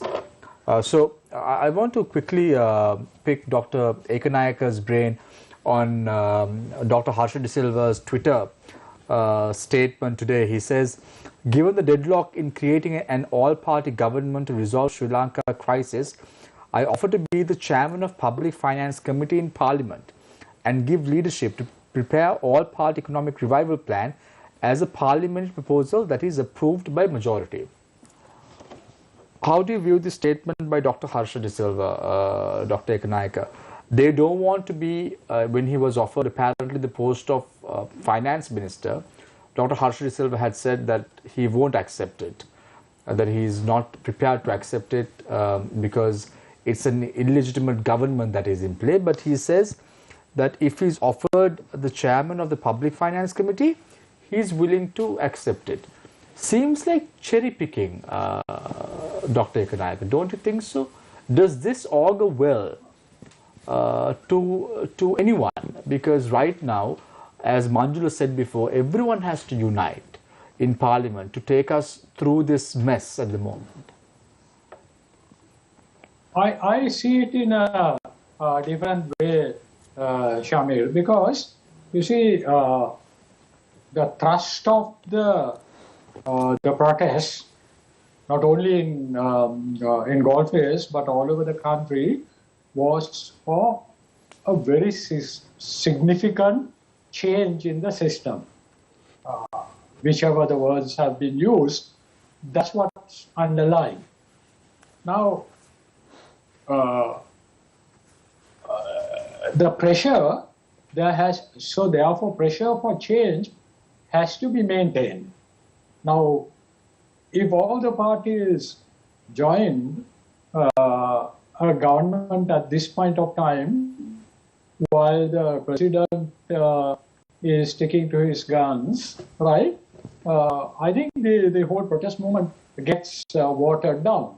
So, Dr. Harsha De Silva, when he says he will be happy to lead a committee and a process within the parliament, that is in the right spirit of democratic governance. So while maintaining the protest, while being going along with the large majority of the people who are asking for a change, but you still positively contribute and try and see that right things get done. So I see the statement not only of his own party, but other parties which say, look, we don't want positions, but we will support the good things, positive things which are being done. I see it as a positive thing to do at this point of time. Because it's critical, Shamir, not to dilute the thrust of the protests which are going on for a wholesale change. Obviously, it will have to come in a number of different steps, and most of those will involve constitutional changes. But if it stops, if everybody joins the bandwagon and so we are now doing it together, I don't think it will help a full-scale reform process. Because at the end of the day, the Public Finance Committee is one of the most powerful committees in the Parliament, with wide powers to discharge the constitutional provisions and gives the Parliament full control of public finance. Right, Dr. Kanayaka? Yes, Shamir, and also the most important position again on the Constitution's reform side is the case for strengthening the Parliament as against the executive president. Right? So it's in the right direction. Manjula, I'm talking about this over and over again because I feel that if the public wants and requests and demands that the president should go home, that should be what has to be maintained by all quarters in society as well, because the president has lost ground overall, in my opinion. However, we saw today's statement by Prime Minister Ranil Wickremesinghe talking about Sri Lankan Airlines that need to be privatized, Manjula.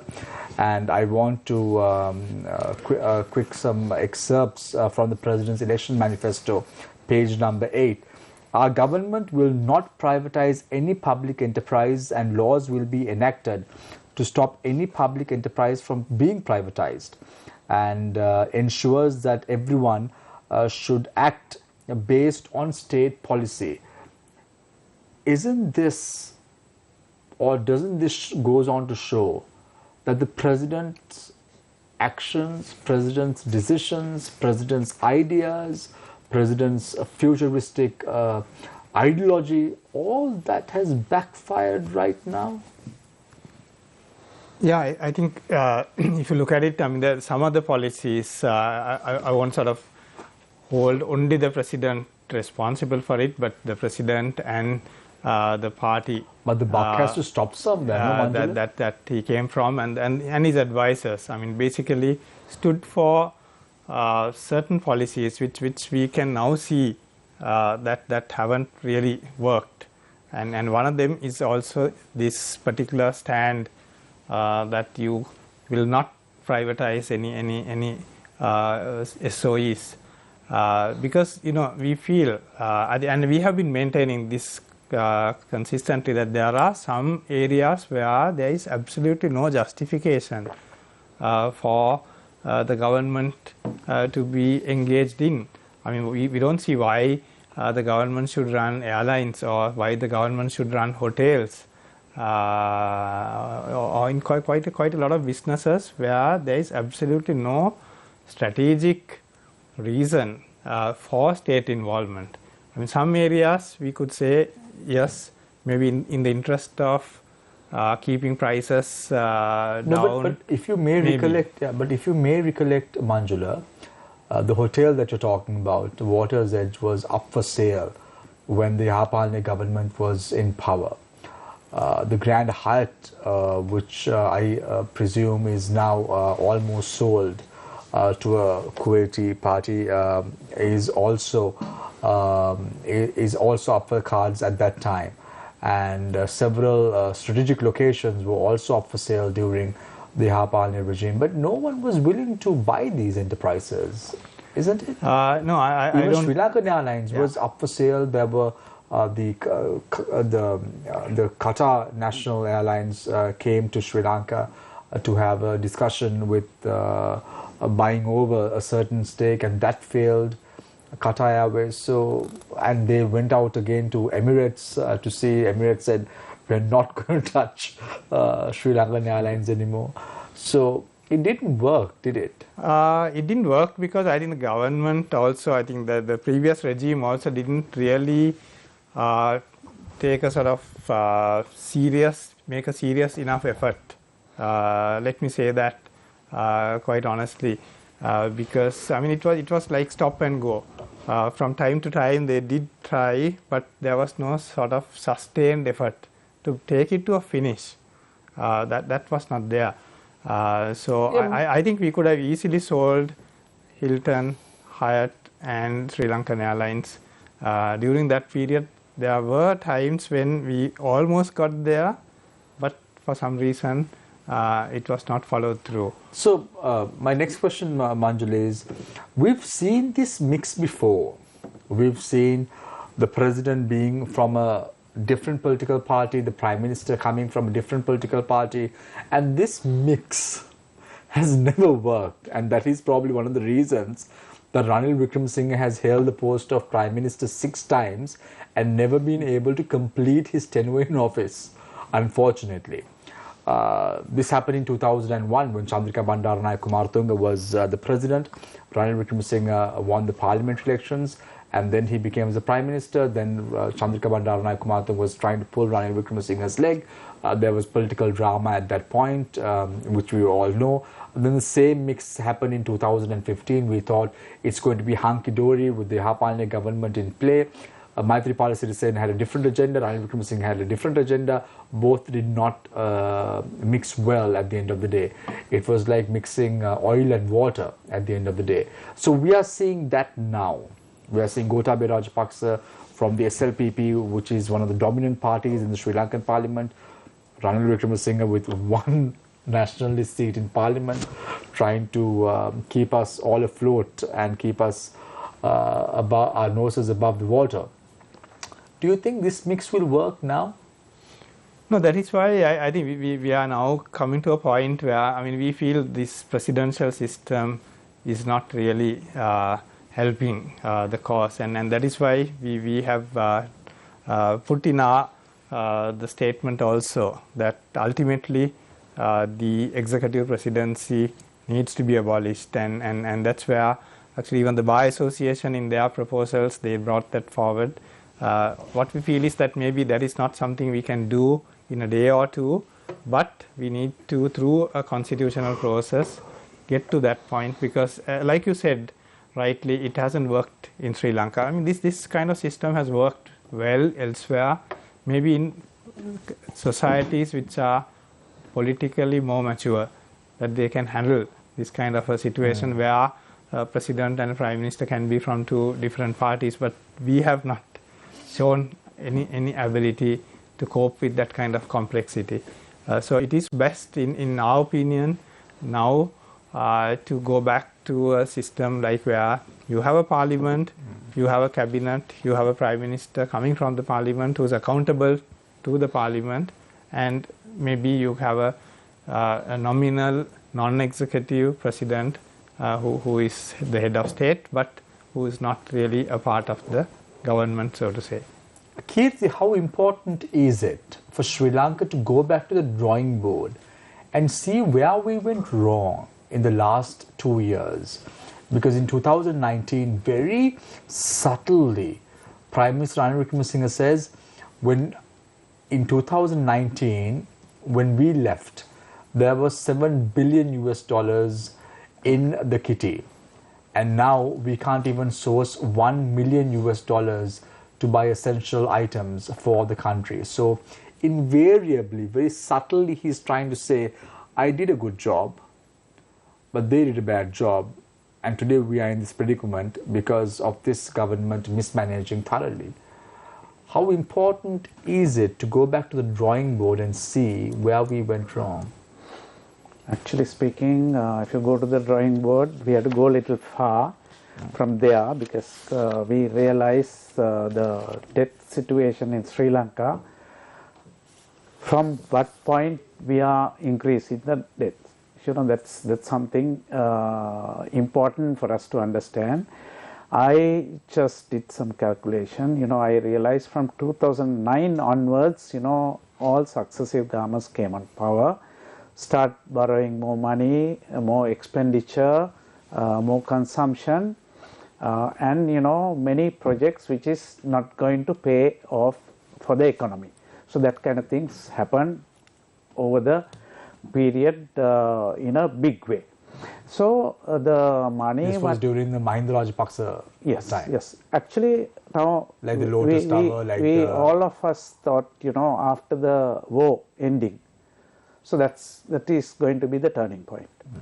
Now, by 2009 onwards, we never thought, you know, that we need so much money. You know, what earlier, what they mentioned was, even Mahinda Rajapaksa mentioned this, if there is no war, that money can be put in for the development work.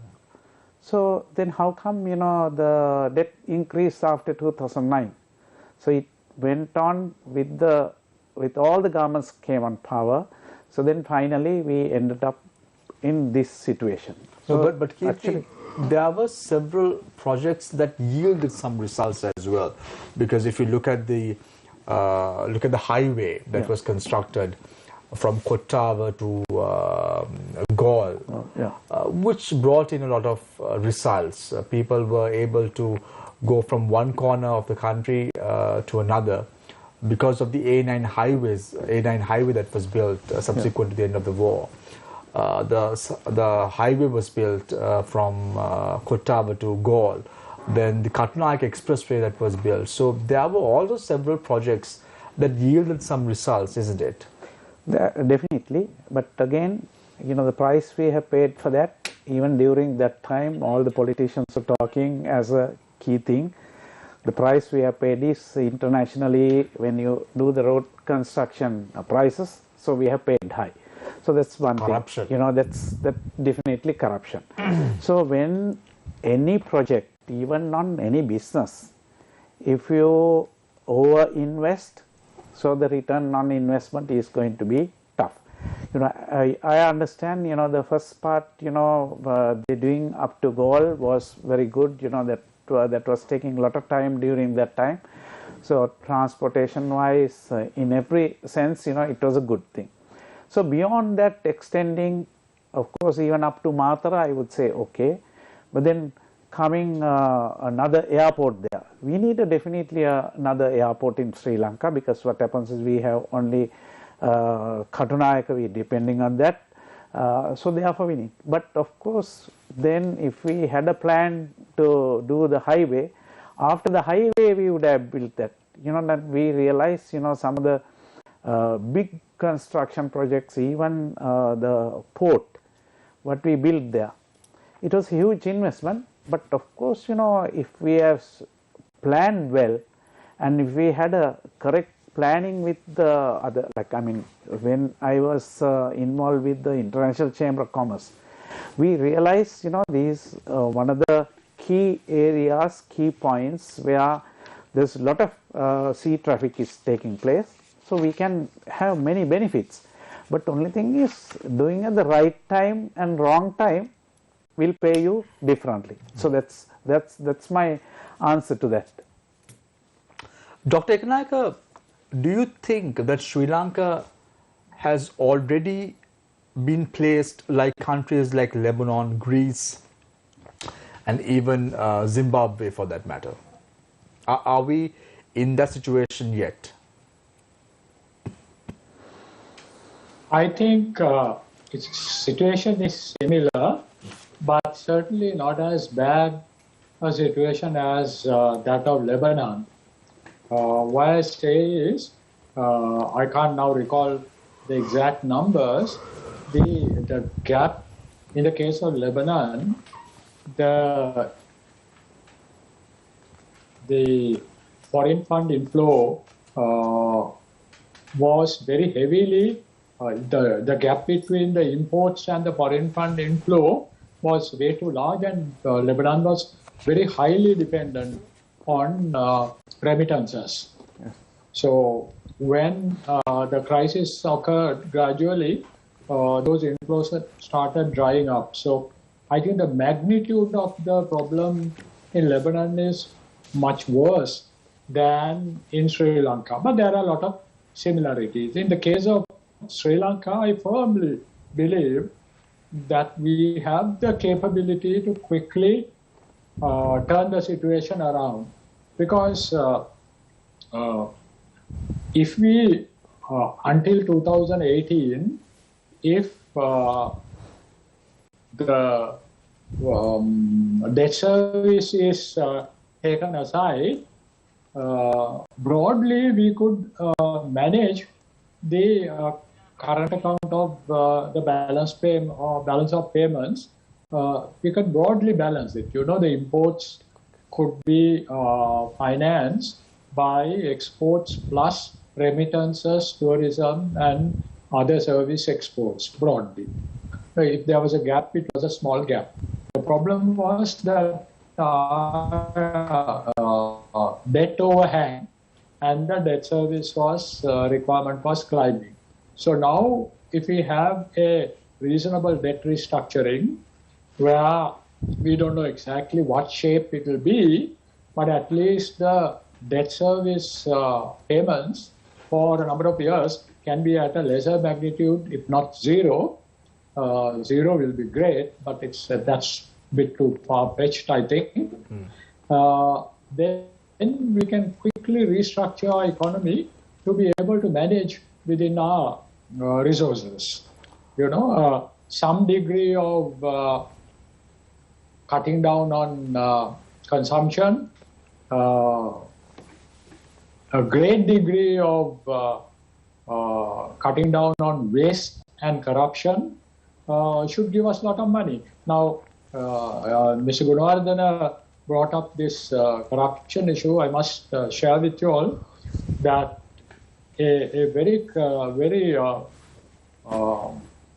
highly credible study done by Global Integrity Organization covering the period 2013 to 2019 or 18 revealed that Sri Lanka was losing about $2,000 per $2 billion per annum by way of illegal outflows from the Sri Lankan economy. It was roughly between 8 to 10% of GDP. Now imagine if the level of such outflows remain at the same at a similar level, right? That alone will be more than enough to cover our debt service requirements.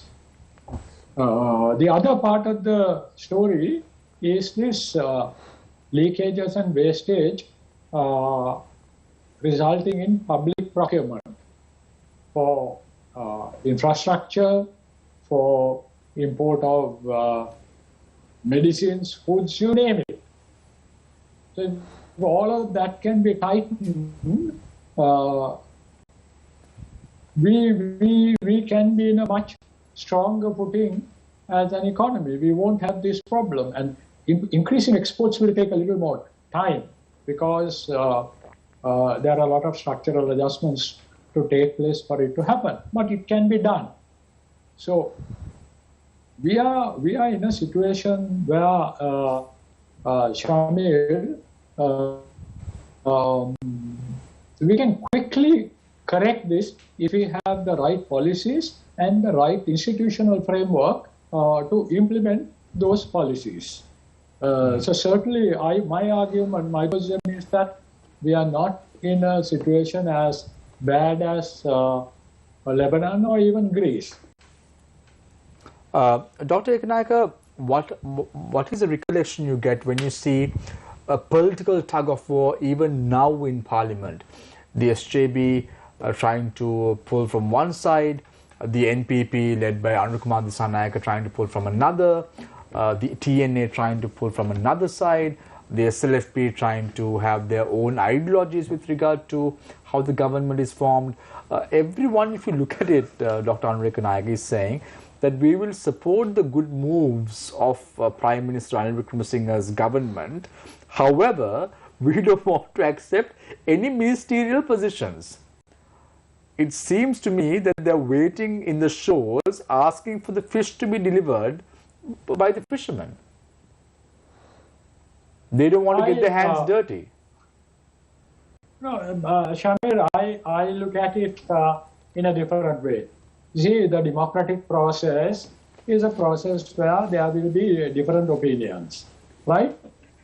Now, imagine all of them get together and support one particular course of action, and suppose that course of action is flawed, who is there to point it out and fight it out? So it's far better from the point of view of checks and balances to have different political parties taking different positions. No, but the most important thing, hold on, let me complete this. Look at the positive side of it. The glass is half full, it's not half empty. Most of the groupings are now acknowledging that almost all of them are saying that we have to strengthen the parliament. Now, some may be saying it half-heartedly, but all have come into that position from left or right. Parliament must be strengthened, president position must be weakened, right? And that we require reform. In the detail, there can be differences, and it's good to have those differences in the detail, because then otherwise it's a monolithic situation. It again becomes a dictatorship. Right. There will be no one in the parliament to even criticize. So I see it as a not even glass half full, Shamir, it may be 3/4 full. Dr. Kanayaka, very interestingly, this very parliament raised their hands to the 18th Amendment to the Constitution. Majority of them. The majority of them went and raised their hands to the 19th Amendment to the Constitution. Then they went ahead and raised their hands to the 20th Amendment to the Constitution. What policy does these politicians in parliament have, Dr. Kanayaka? Isn't that unfortunate? We're talking about checks and balances, all that is well and good. But what policy do they have? No principle, right? So if we need to, I mean, we can't jump the gun. We got to wait and see whether restoring the status quo with regard to 18th Amendment, will take place. Huh?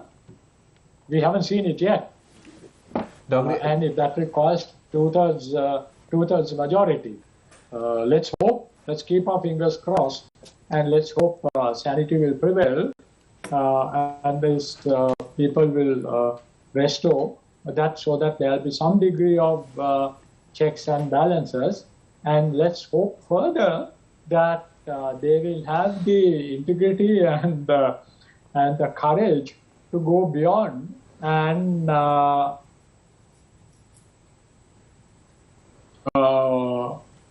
change the parliament into a fully whole parliamentary system as against executive president system. Right? So, if they do it, it doesn't matter, who the individuals are, right? It will be a good thing. Dr. Kanayaka, if I can quickly come back to you for a small question. You were talking about cutting expenses, about sorting out corruption and waste. Now we all, the general public, are all now thinking about their finances, how we can save, how we should spend our money more prudently. Dr. Kanayaka, do you think it's not time that we now demand that even our parliamentarians stop wasting? We know that recently an entire day in parliament was wasted on appointing a deputy speaker, which was a complete waste. I've heard absurd amounts of money are spent to run parliament on a daily basis. Now, I understand these costs are also required, but surely it's time that parliamentarians and a lot of their privileges are cut down, considering that we are in this crisis. Do you not agree?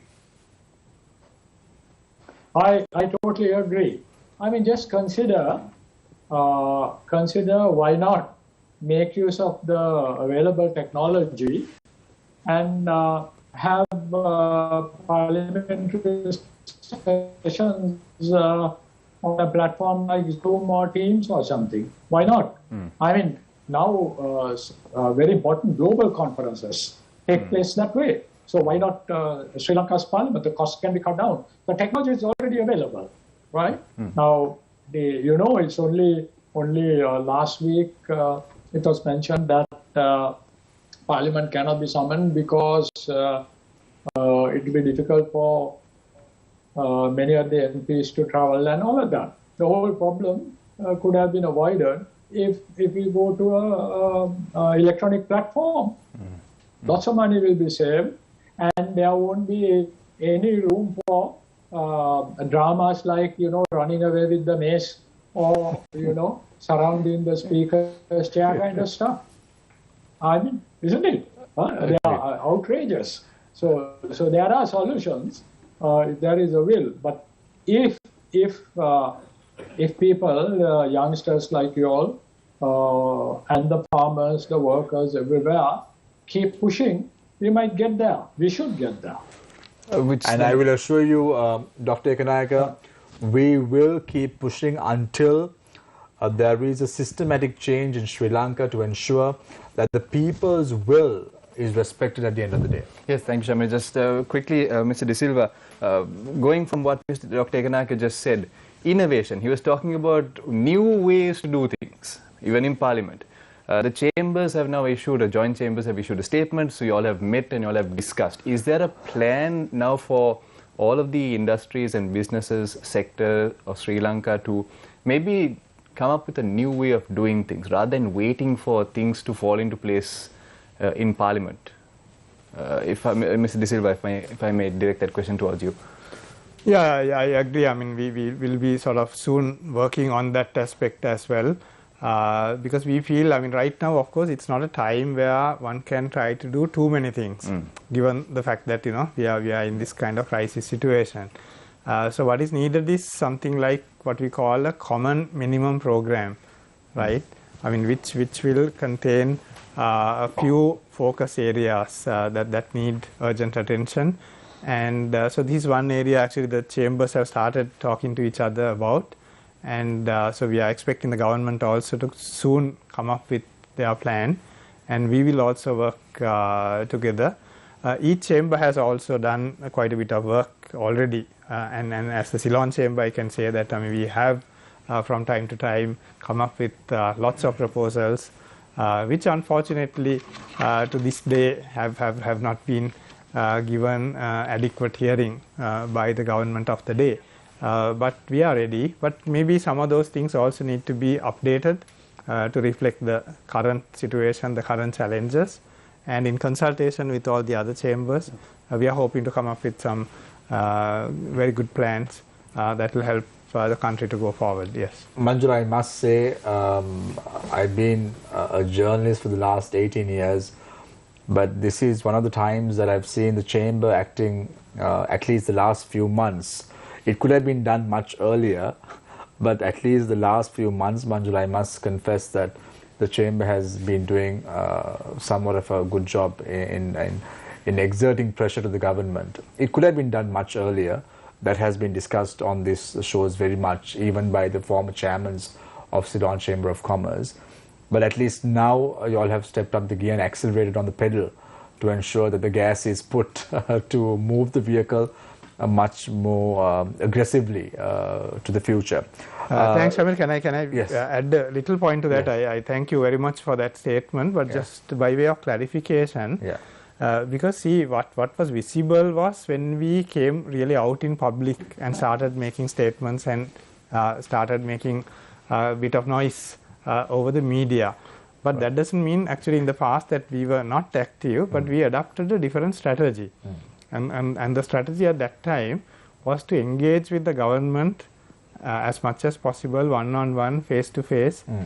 So we kept writing, we kept meeting. So we thought that way we could convince them to do the right thing. But of course, it didn't work. It did not work. I know and that compelled us to come out. Yeah. From 2020, debt restructuring has been on the cards of the Ceylon Chamber of Commerce. And you all have communicated this to the higher-ups in the finance ministry as well as the central bank. But unfortunately or fortunately, Manjula, if you don't come to the media and if you don't tell the government this is what they should do, they will never learn the lesson, unfortunately, in Sri Lanka. So if even in 2020, if the voice of the chamber was heard through the media, probably things would have been different. So we're going for a short commercial break. When we come back, it's the final round. We are in conversation with Manjula De Silva, CEO of Ceylon Chamber of Commerce, Kirti Gunawardena, Senior Vice President of the Federation of Chambers of Commerce and Industry, and also Dr. Andre Kanayaka, former Chairman of the Ceylon Chamber of Commerce. Stay connected, stay with Face the Nation. We will be right back.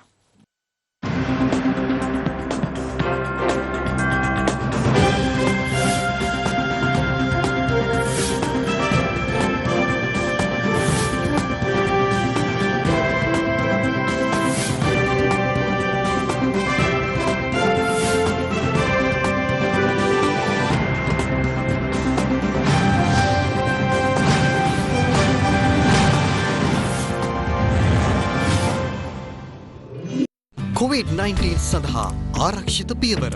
නිතරම හොඳින් සබන් යොදා දෑත් සෝදන්න. සබන් හෝ විසබීජ නාශක මධ්‍යසාරයක් භාවිතා කර දෑත් පිරිසිදු කරන්න. සැම විටම අන් අය සමග මීටරයක දුරස්ථභාවයක් පවත්වා ගන්න.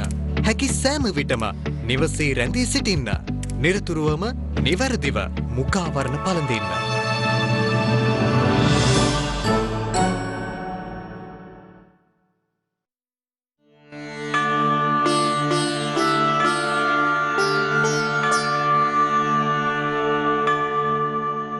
යථාපි රුචිරං පුප්පං වන්නවන්තං සගන්ධකං එවං සුභාසිතා වාචා සබ්බලා හෝති සකුම්බතු.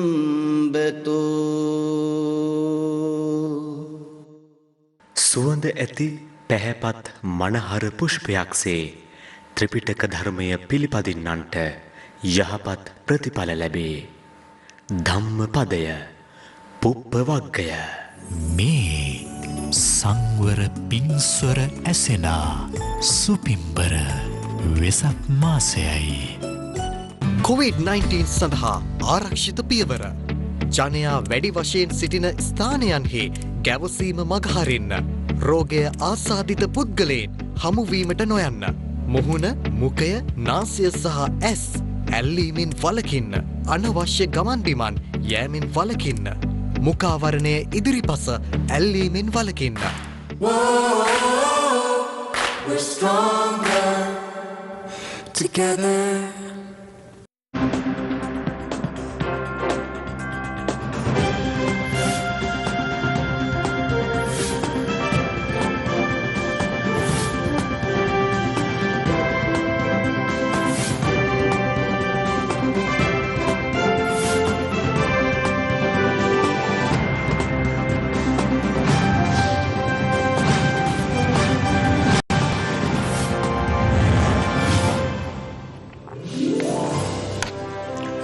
Welcome back.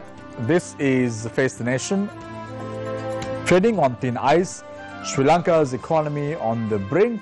That's what we are discussing today with the three gentlemen, one invited via Zoom on the country's way forward. We start off the final round with Kirti Gunawardena, Senior Vice President, Federation of Chambers of Commerce and Industry. Your time starts now. What's the way forward? Actually, I feel that we have to find a proper mix for our country. I written an article also just at the start of President Gotabaya Rajapaksa, giving certain things, which I felt, this country can be moved forward. Actually, all parties, media to everyone in this country has a role to play. When you ask the question, why we waited so long? So simply we thought, on gentleman way, we communicate with the authorities and they will clear something. So which didn't happen. And of course we have changed our country from agricultural base originally to industries. Some of the industries we have started Ceylon steel, tire, sugar, ceramic, cement, paper, all that. These were okay at the time that we started in 1960-65. During that time, those are very good industries. But only thing is, I know myself, certain industries, the politicians, they went in and spoiled them. Example, Paper Corporation, whom I know very well. Paper Corporation, during that time, we had two, Valachene and Amilipitiya. Amilipitiya was functioning very well. But they start giving employment to so many people on those profit making organizations. Since there was a import restriction, those industries was doing quite well. But later what happened was with the open economy coming, so almost all those industries became not really viable. And we also thought we have to go with the economies of scale.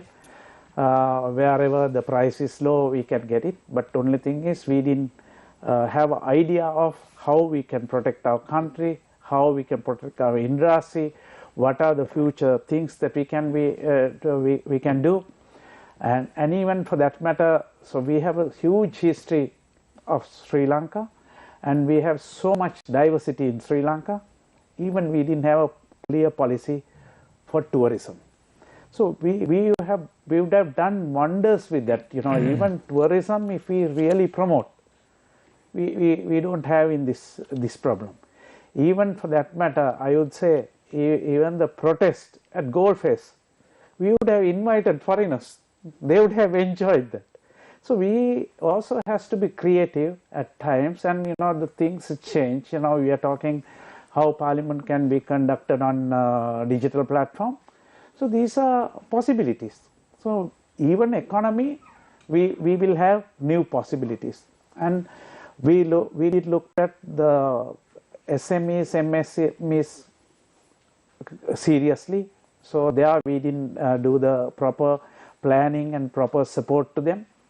So these one of the things which we made a bigger mistake. So we thought only few bigger players will do a bigger role, but only thing is for any country, SMEs are very, very vital for the country. Now the last thing, if you take the human resources in Sri Lanka, now those days when you're learning, if you take a country like China or India or any country has a higher population, that time they were thinking, everyone was thought, it was too many people, too much to feed, it's a bad thing. Now today it has completely turned the other way. So the bigger populated countries has achieved more economic success. Whereas in Sri Lanka, you would have seen the ministers whom we appoint for labor or something like that, rather than protecting the labor and looking after the labor, what they were talking is how to send people out from Sri Lanka. This is sad. These are the things that we have to reframe, redesign, and come back with new vision to suit the today's situation. So if we can do that, I'm sure Sri Lanka can turn out very fast, and it will take not too long, it will take a short time. Thank you very much, Kirti Gunawardena. I now move my attention to Dr. Andre Kanayaka, former chairman of the Sri Lanka Chamber of Commerce.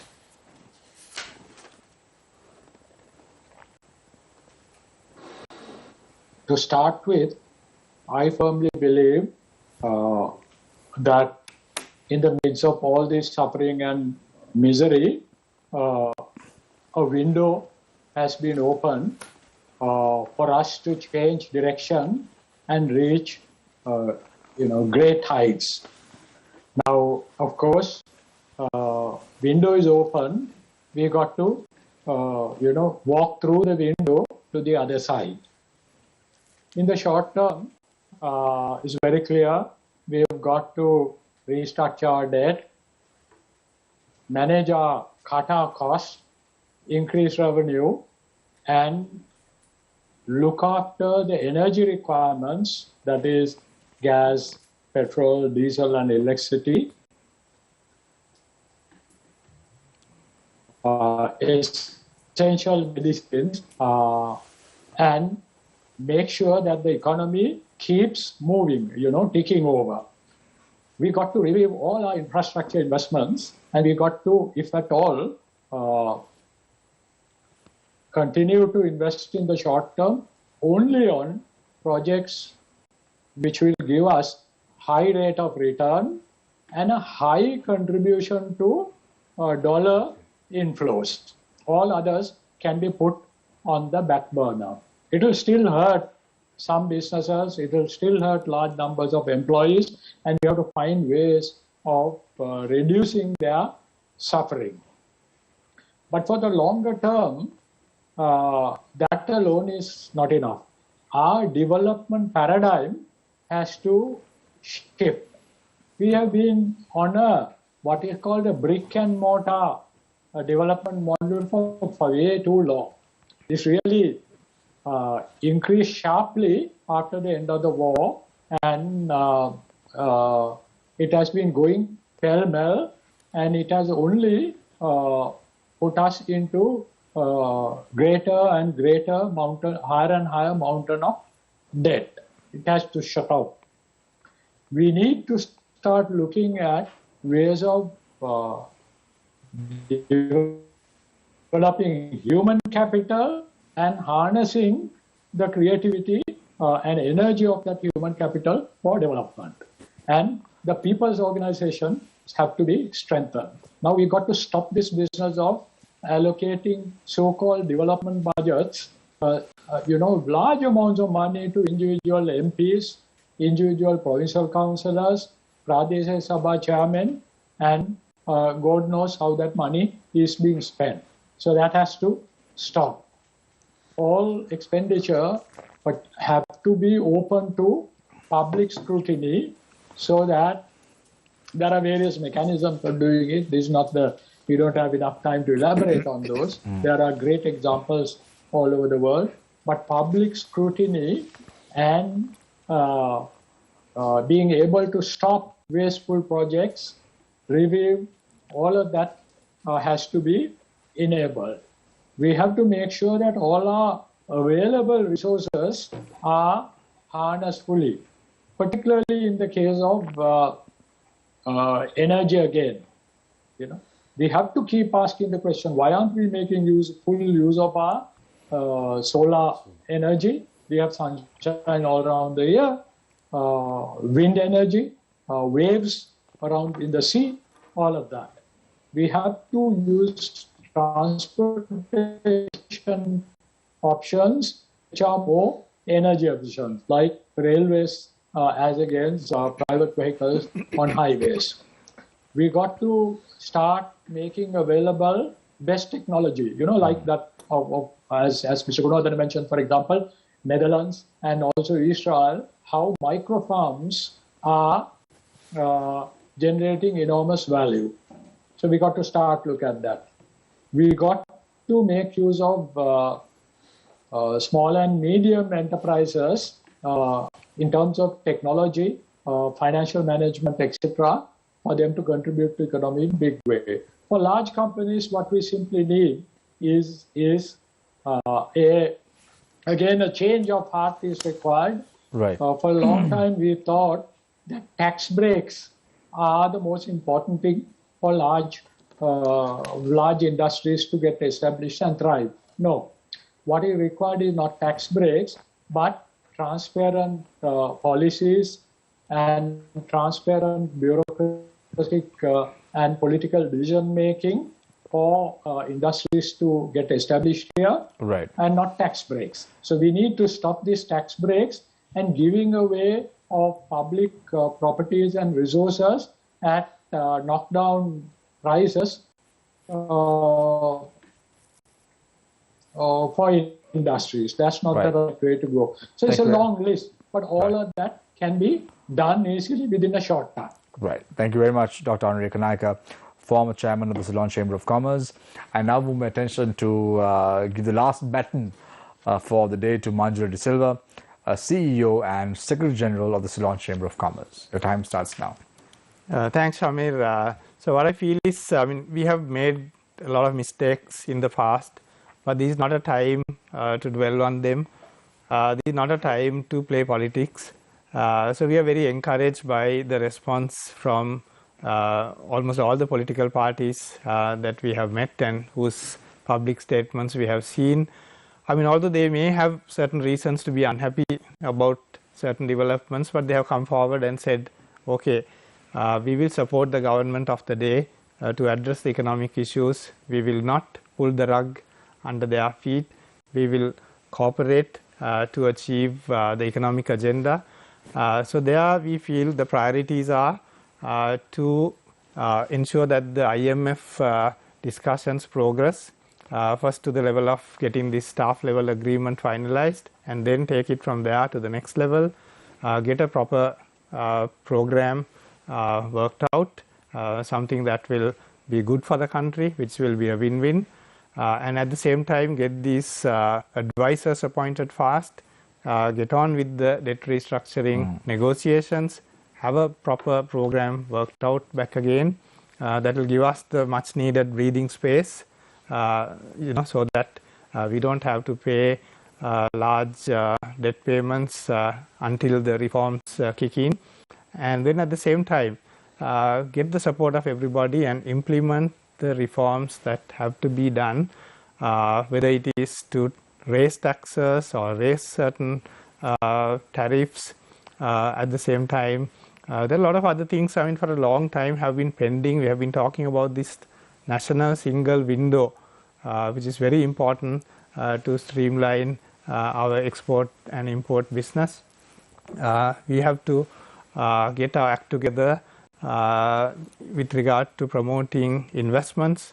We have done a very poor job in attracting FDI. We have to get that sorted out.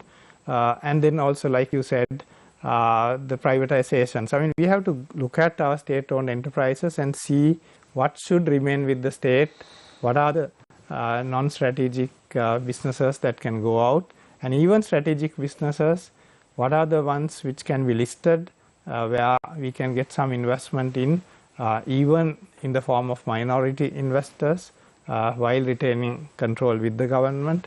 So all these things have been looked at, studied, so many recommendations have been made, right? It's a matter of just purely going ahead with the implementation. And if we can do all this, right, I think we have something good to hope for.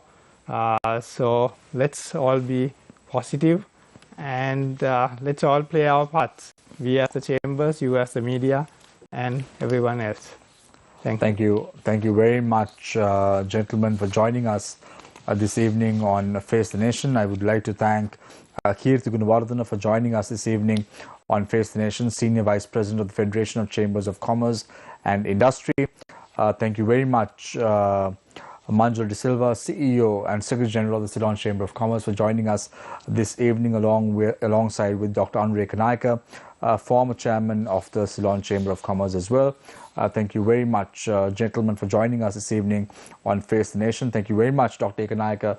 It was a last-minute recall because when we heard the speech made by the Prime Minister, we thought it would have been very apt to have you on the show. So very sorry for the last-minute call to get you on board. But thank you very much for joining us this evening on Face the Nation.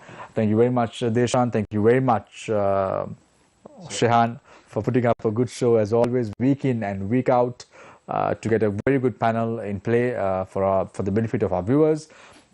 Just as Prime Minister Ranil Wickremesinghe today spoke about the Caucasian chalk circle, he quipped the thrust of this German play today. I thought I will quip at least one quote from this play that I thought would be very apt for tonight's show. Resources should belong to those who make the best use of them. Take care and good night.